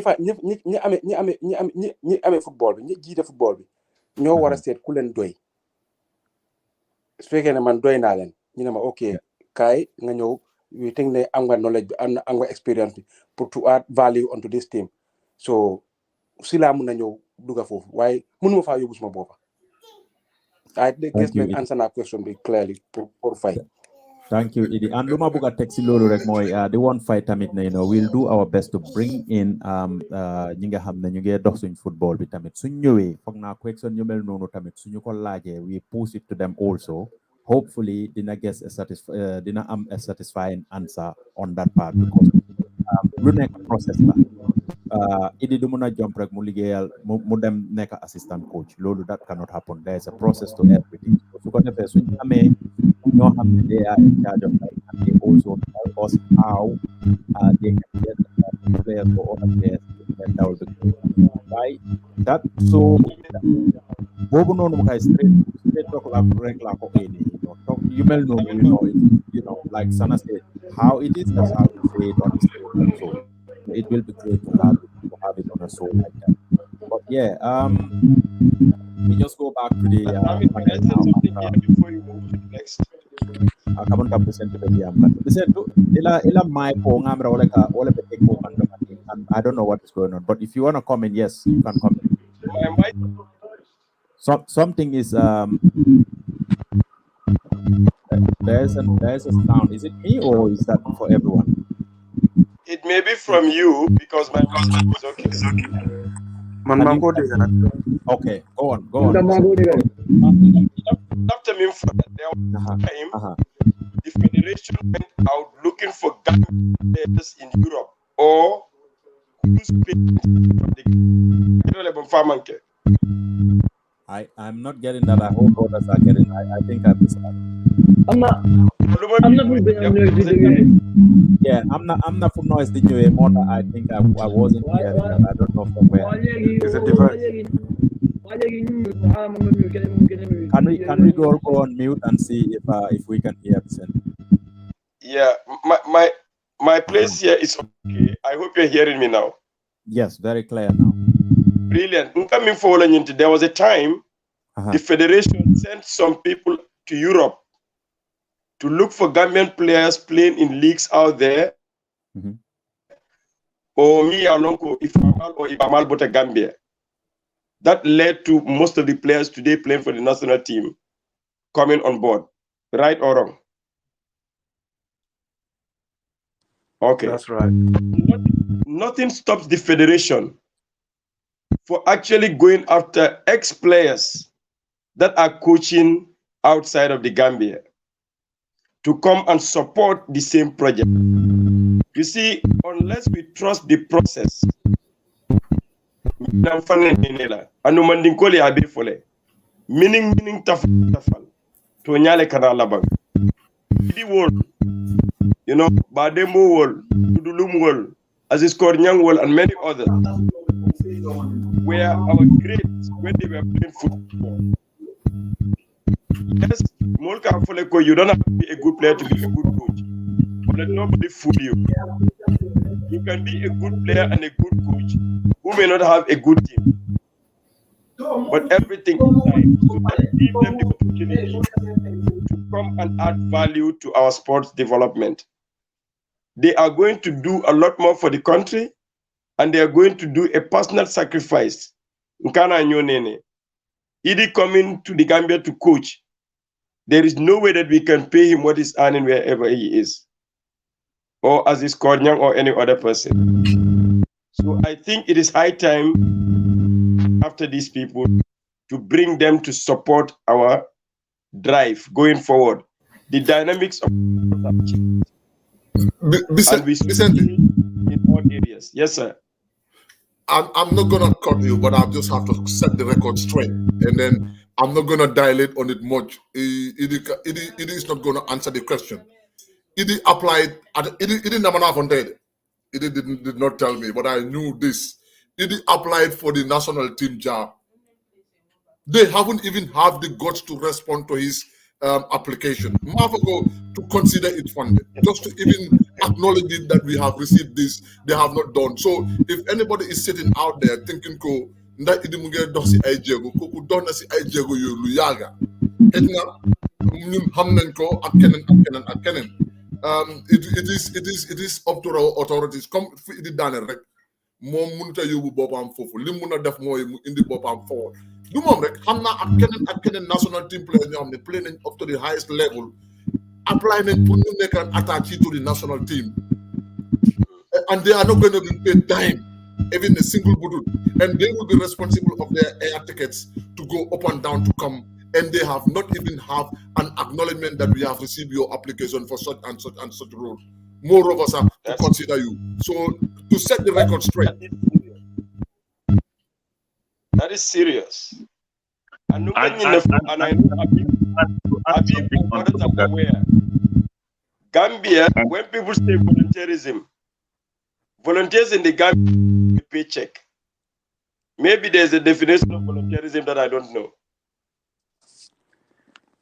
But then the celebration, okay. Okay.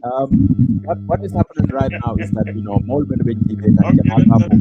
feedback coming out. I don't know. I've tried checking everywhere, but I cannot see feedback coming from any of us right now. I don't know if you guys are still hearing us. Somebody saying too much sound coming there. I don't know there where, if it's here or somewhere. But I can also feel that feedback. But anyway, it's clear now. Is it? Okay. Right. Anyway, like we said, we are on the celebration. And guess what? Wednesday, we are coming back on the Straight Talk Show because we have a lot to talk about. Let's not overshadow the celebration today. But like this platform always, and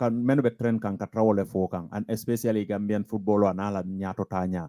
So we'll push those ones for our next shows many minanang. But for today, na continue na celebration all lang. Mo so tole may call do manung, you know. But unfortunately, nga line all so so me menkela drong. Mbe line all done na wale to say nga more be able to give their last word, and then of course we come back again. And another so nga diamond na game na la kola. But our last word all mbala fila nga okay menti wala nyinti, you know. How do we welcome our scorpions? Because nga domandim fo janne. And you know, what should this mean for Gambian football? Nyanta muna put aside for Gambian football or Gambian sport on this huge achievement. You know, because nyamu achievement ballet in history purkayin tutu wabakole ala bakele. Like alamane man kafar kelae. Biri nyoli men kijanga. Buka tutu no. We are still talking. We are still talking about it. Nga video demanding jijele. Yunufana nanying is gonna continue.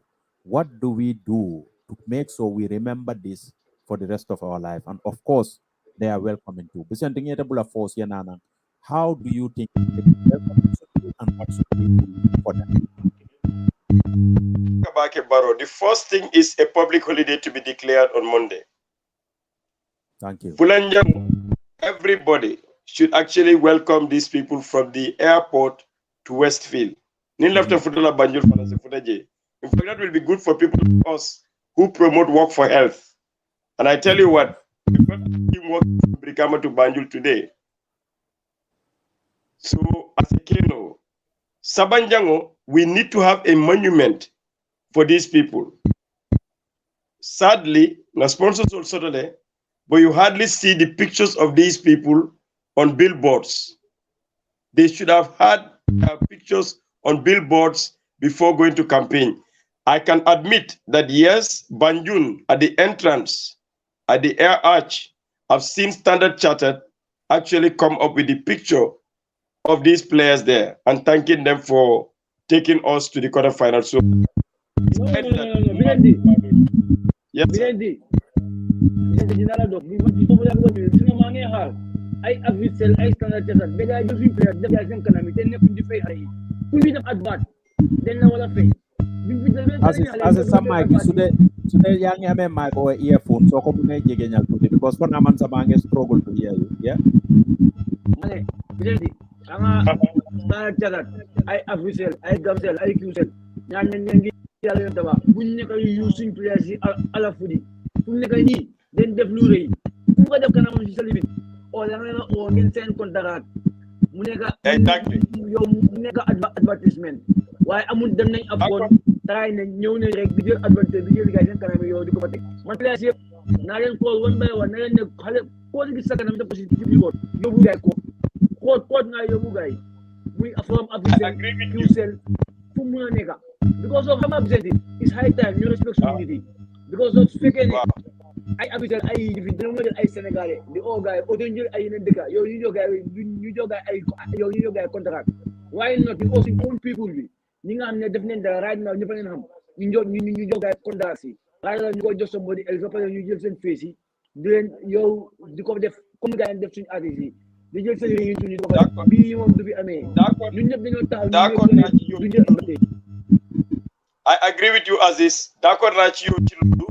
And that is why people like should be able to become personal managers of some of these players. Players who don't have agents, but they need managers. President, I'm going for never do a poor York as they were. Lulu has to be the responsibility of the federation. We should make sure we protect those people, their images. They send image rights. So using their images has to get a permission. It should not be done without their consent, without the consent of the national team. So all those things we have to work on them from now. The lima buga wax tamin liñu dal ci ñom biiri bum ñu dal ci ñi xalé yi ni. Let's make sure we have to do something for these boys. We have to staff statues like monuments. We have to create something for them because dafa am luñ fi def.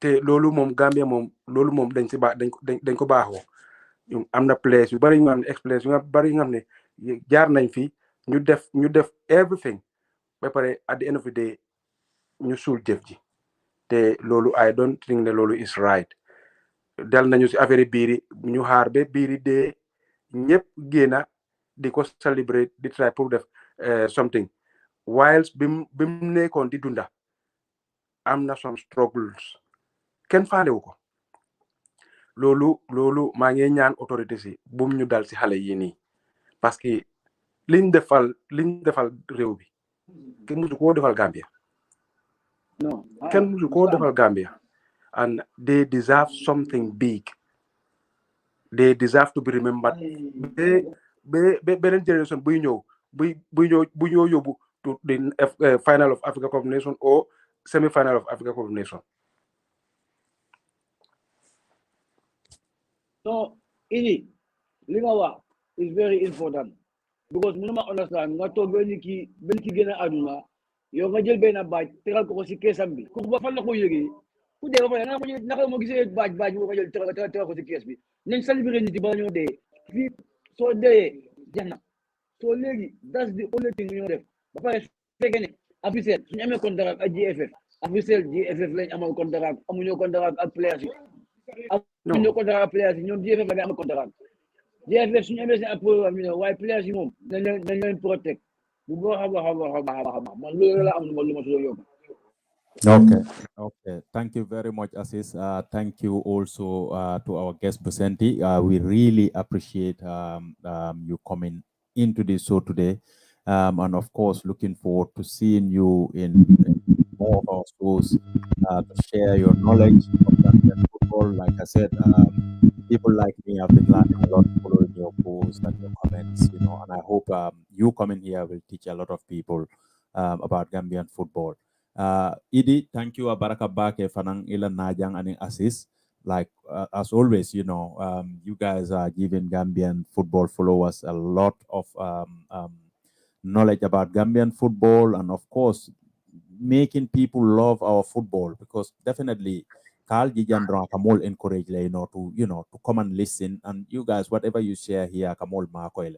So Memenkela drum, because Meta Jane, it's almost nearly 2 hours now, and we will come back and allow people to celebrate and reflect a lot on what happened, what can we do to improve our game or our league, or a lot of things that we need to do. And then, Nina Sodol Nathan Sinasi Jangaokacha Sana, I'll let you also have your final say, and then Habib, then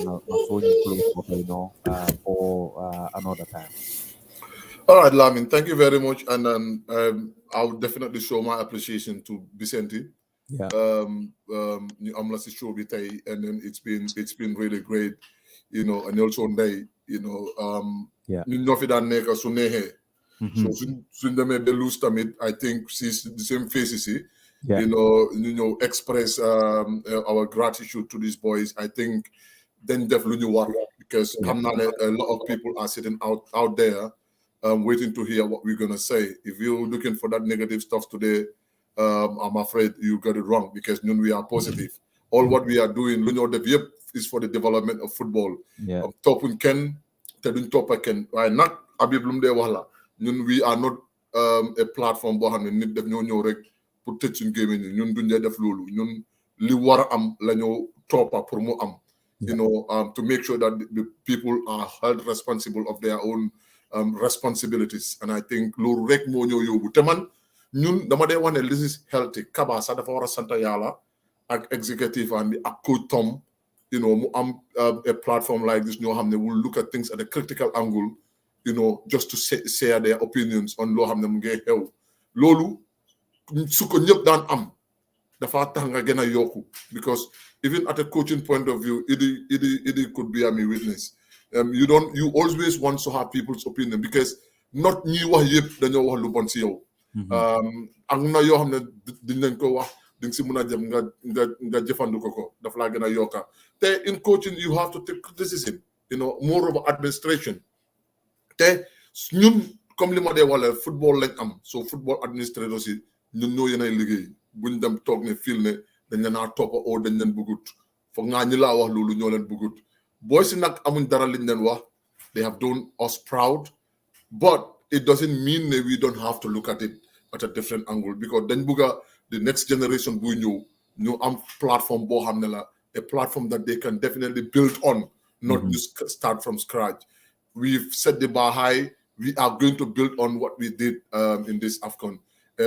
Meaning we have to look at critically our organizational aspect, players' attitude, I mean the coaches' attitude, the fans' attitude, the journalists' attitude. We have to look at all these things. We have to look at them critically and try to analyze new whole how we can move forward as a team because all these components then interrelated to build a proper football team. And I think I'm not games but I have to make sure that the this program. I am going into the game feeling so proud because my colleagues say I have seen you get the I fly or have the Davis Gambia the best of love. Even though I'm not Gambia. Or because of the following Gambia, see African Cup of Nations, and knowing that the man colleague Gambia and they make us proud. Some chat groups everywhere. Some team groups everywhere. It's Gambian flag everywhere, and that's a great feeling. So Lolu Mola, I'm not Luyo Kutes in football. Didn't try to I representative. I football agent line. As is what this rights. I'm scratch my head. I'm thinking, okay, do we have to bring in people now and you manage players you agent, you sound their opinion on the importance of you protect the life, the image rights of the players. It's something that is going to be on a straight talk on Wednesday, I can assure you. I had 2 people that I have already texted and they responded.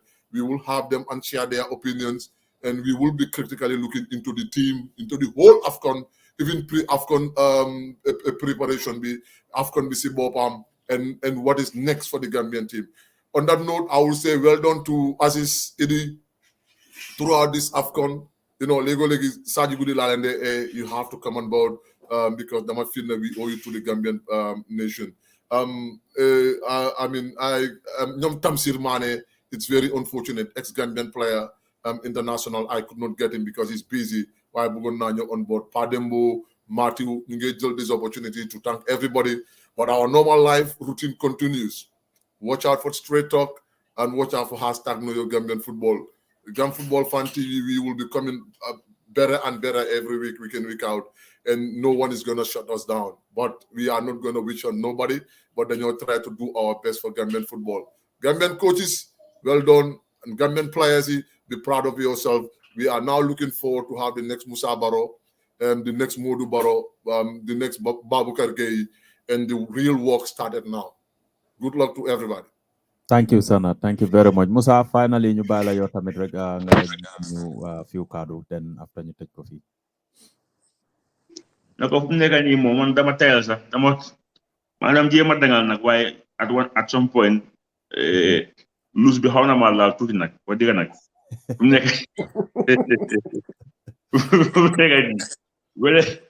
I think about it, we are close. But anyway, on a serious note, like comme ni nga ko waxee rek tey suñ fi ñëwoon di indi ay negative vibe dafa mel ni nit ku daanu ba pare ngay dagaat si kawam dafa xaw a loolu xel nangu ko lii yëfi Gambia la we have different opinion but tey moom to be honest tey di fi ñëw di wax ne moo ñu jaay coach bi defut nangam non we will not do that tey dañ ñëw ñu appreciate li nga xam ne moom la ñu yàlla may appreciate lu boy si def ñu xam ne they have xam nga they made history so loolu fekk ñu recognize ko but that doesn't mean ne there are loopholes yoo xam ne am na waaye loolu du waxi tey so come Wednesday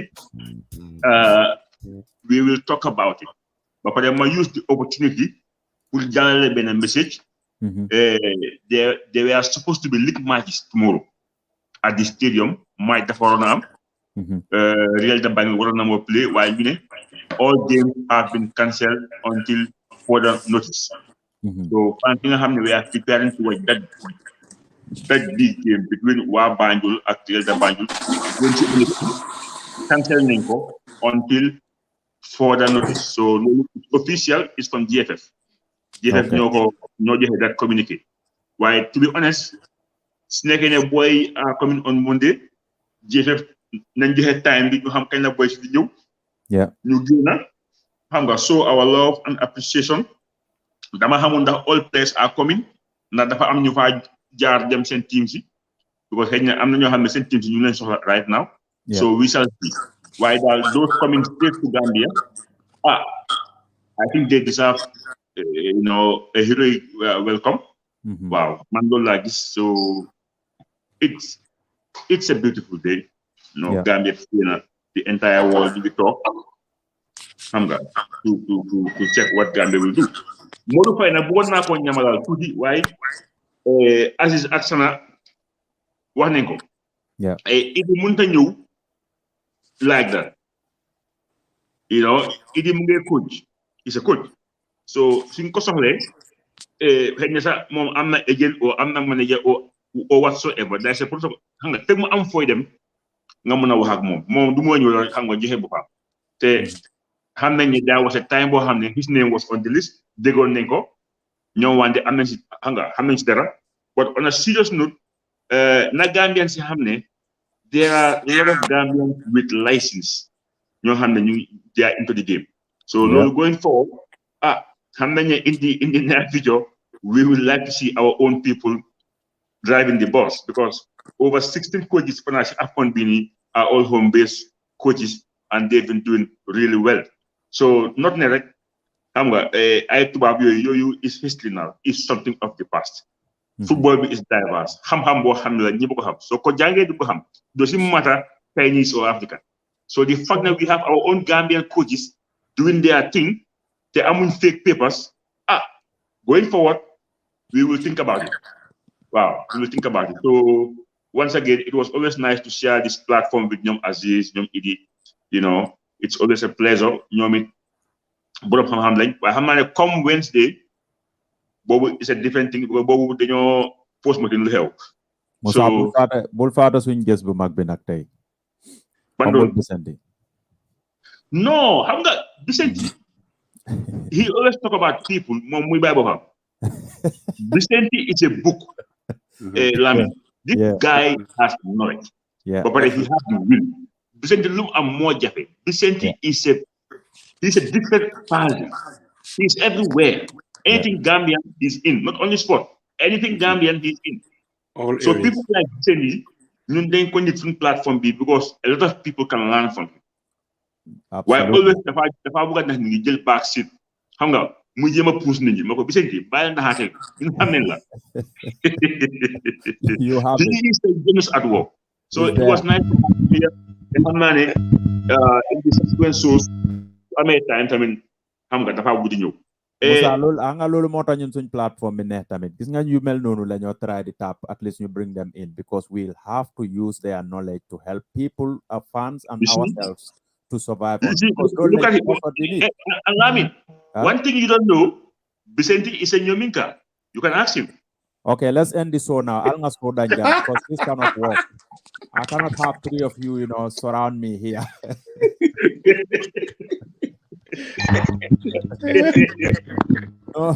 Thank you so much, guys. I'm the campaign. The mina campaign that la jara. I need to bring because Nyominkas are dominating this platform every day. Omar be duma. Saya ngala be kele kan God, lawan ba be kada wari madi wal do fara mu jara bar ani buiba. Buiba fango. Okay, kumo ba because yala da buiba moro ni ne yente tola. Musa mu jara ko ita bota. It's just yesterday I found out that Ibu today is from our side. Wow. Yes. Ibu papa nyomi ngalani. Garankas are bragging about okay, that's the end of the show. It's a fana. It's a fana boy. Thank you so much, guys. Allah baraka bake. Humble Vicente, it's been a pleasure having you here. All right. I always planning on this, and I will always love to see you on our platform. Thank you. Thank you. Younger ones. So they were karankan to guide us through at least my friends of the Mabola. Thank you guys. Okay, thank you very much everybody watching. Once again, okay, unfortunately, this is where our groups end in this tournament, but looking forward to more and more and more Gambian participation. And like we said, this platform will always bring people who know football, who are part of our football, to come and share their knowledge with us and to move forward. Once again, Manina na fanso lamentin na call some buying these stars to help the platform to grow.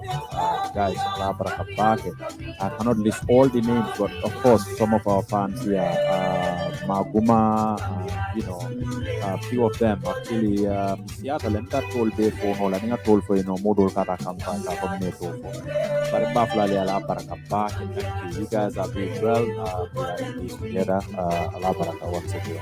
We meet again. Alabaraka.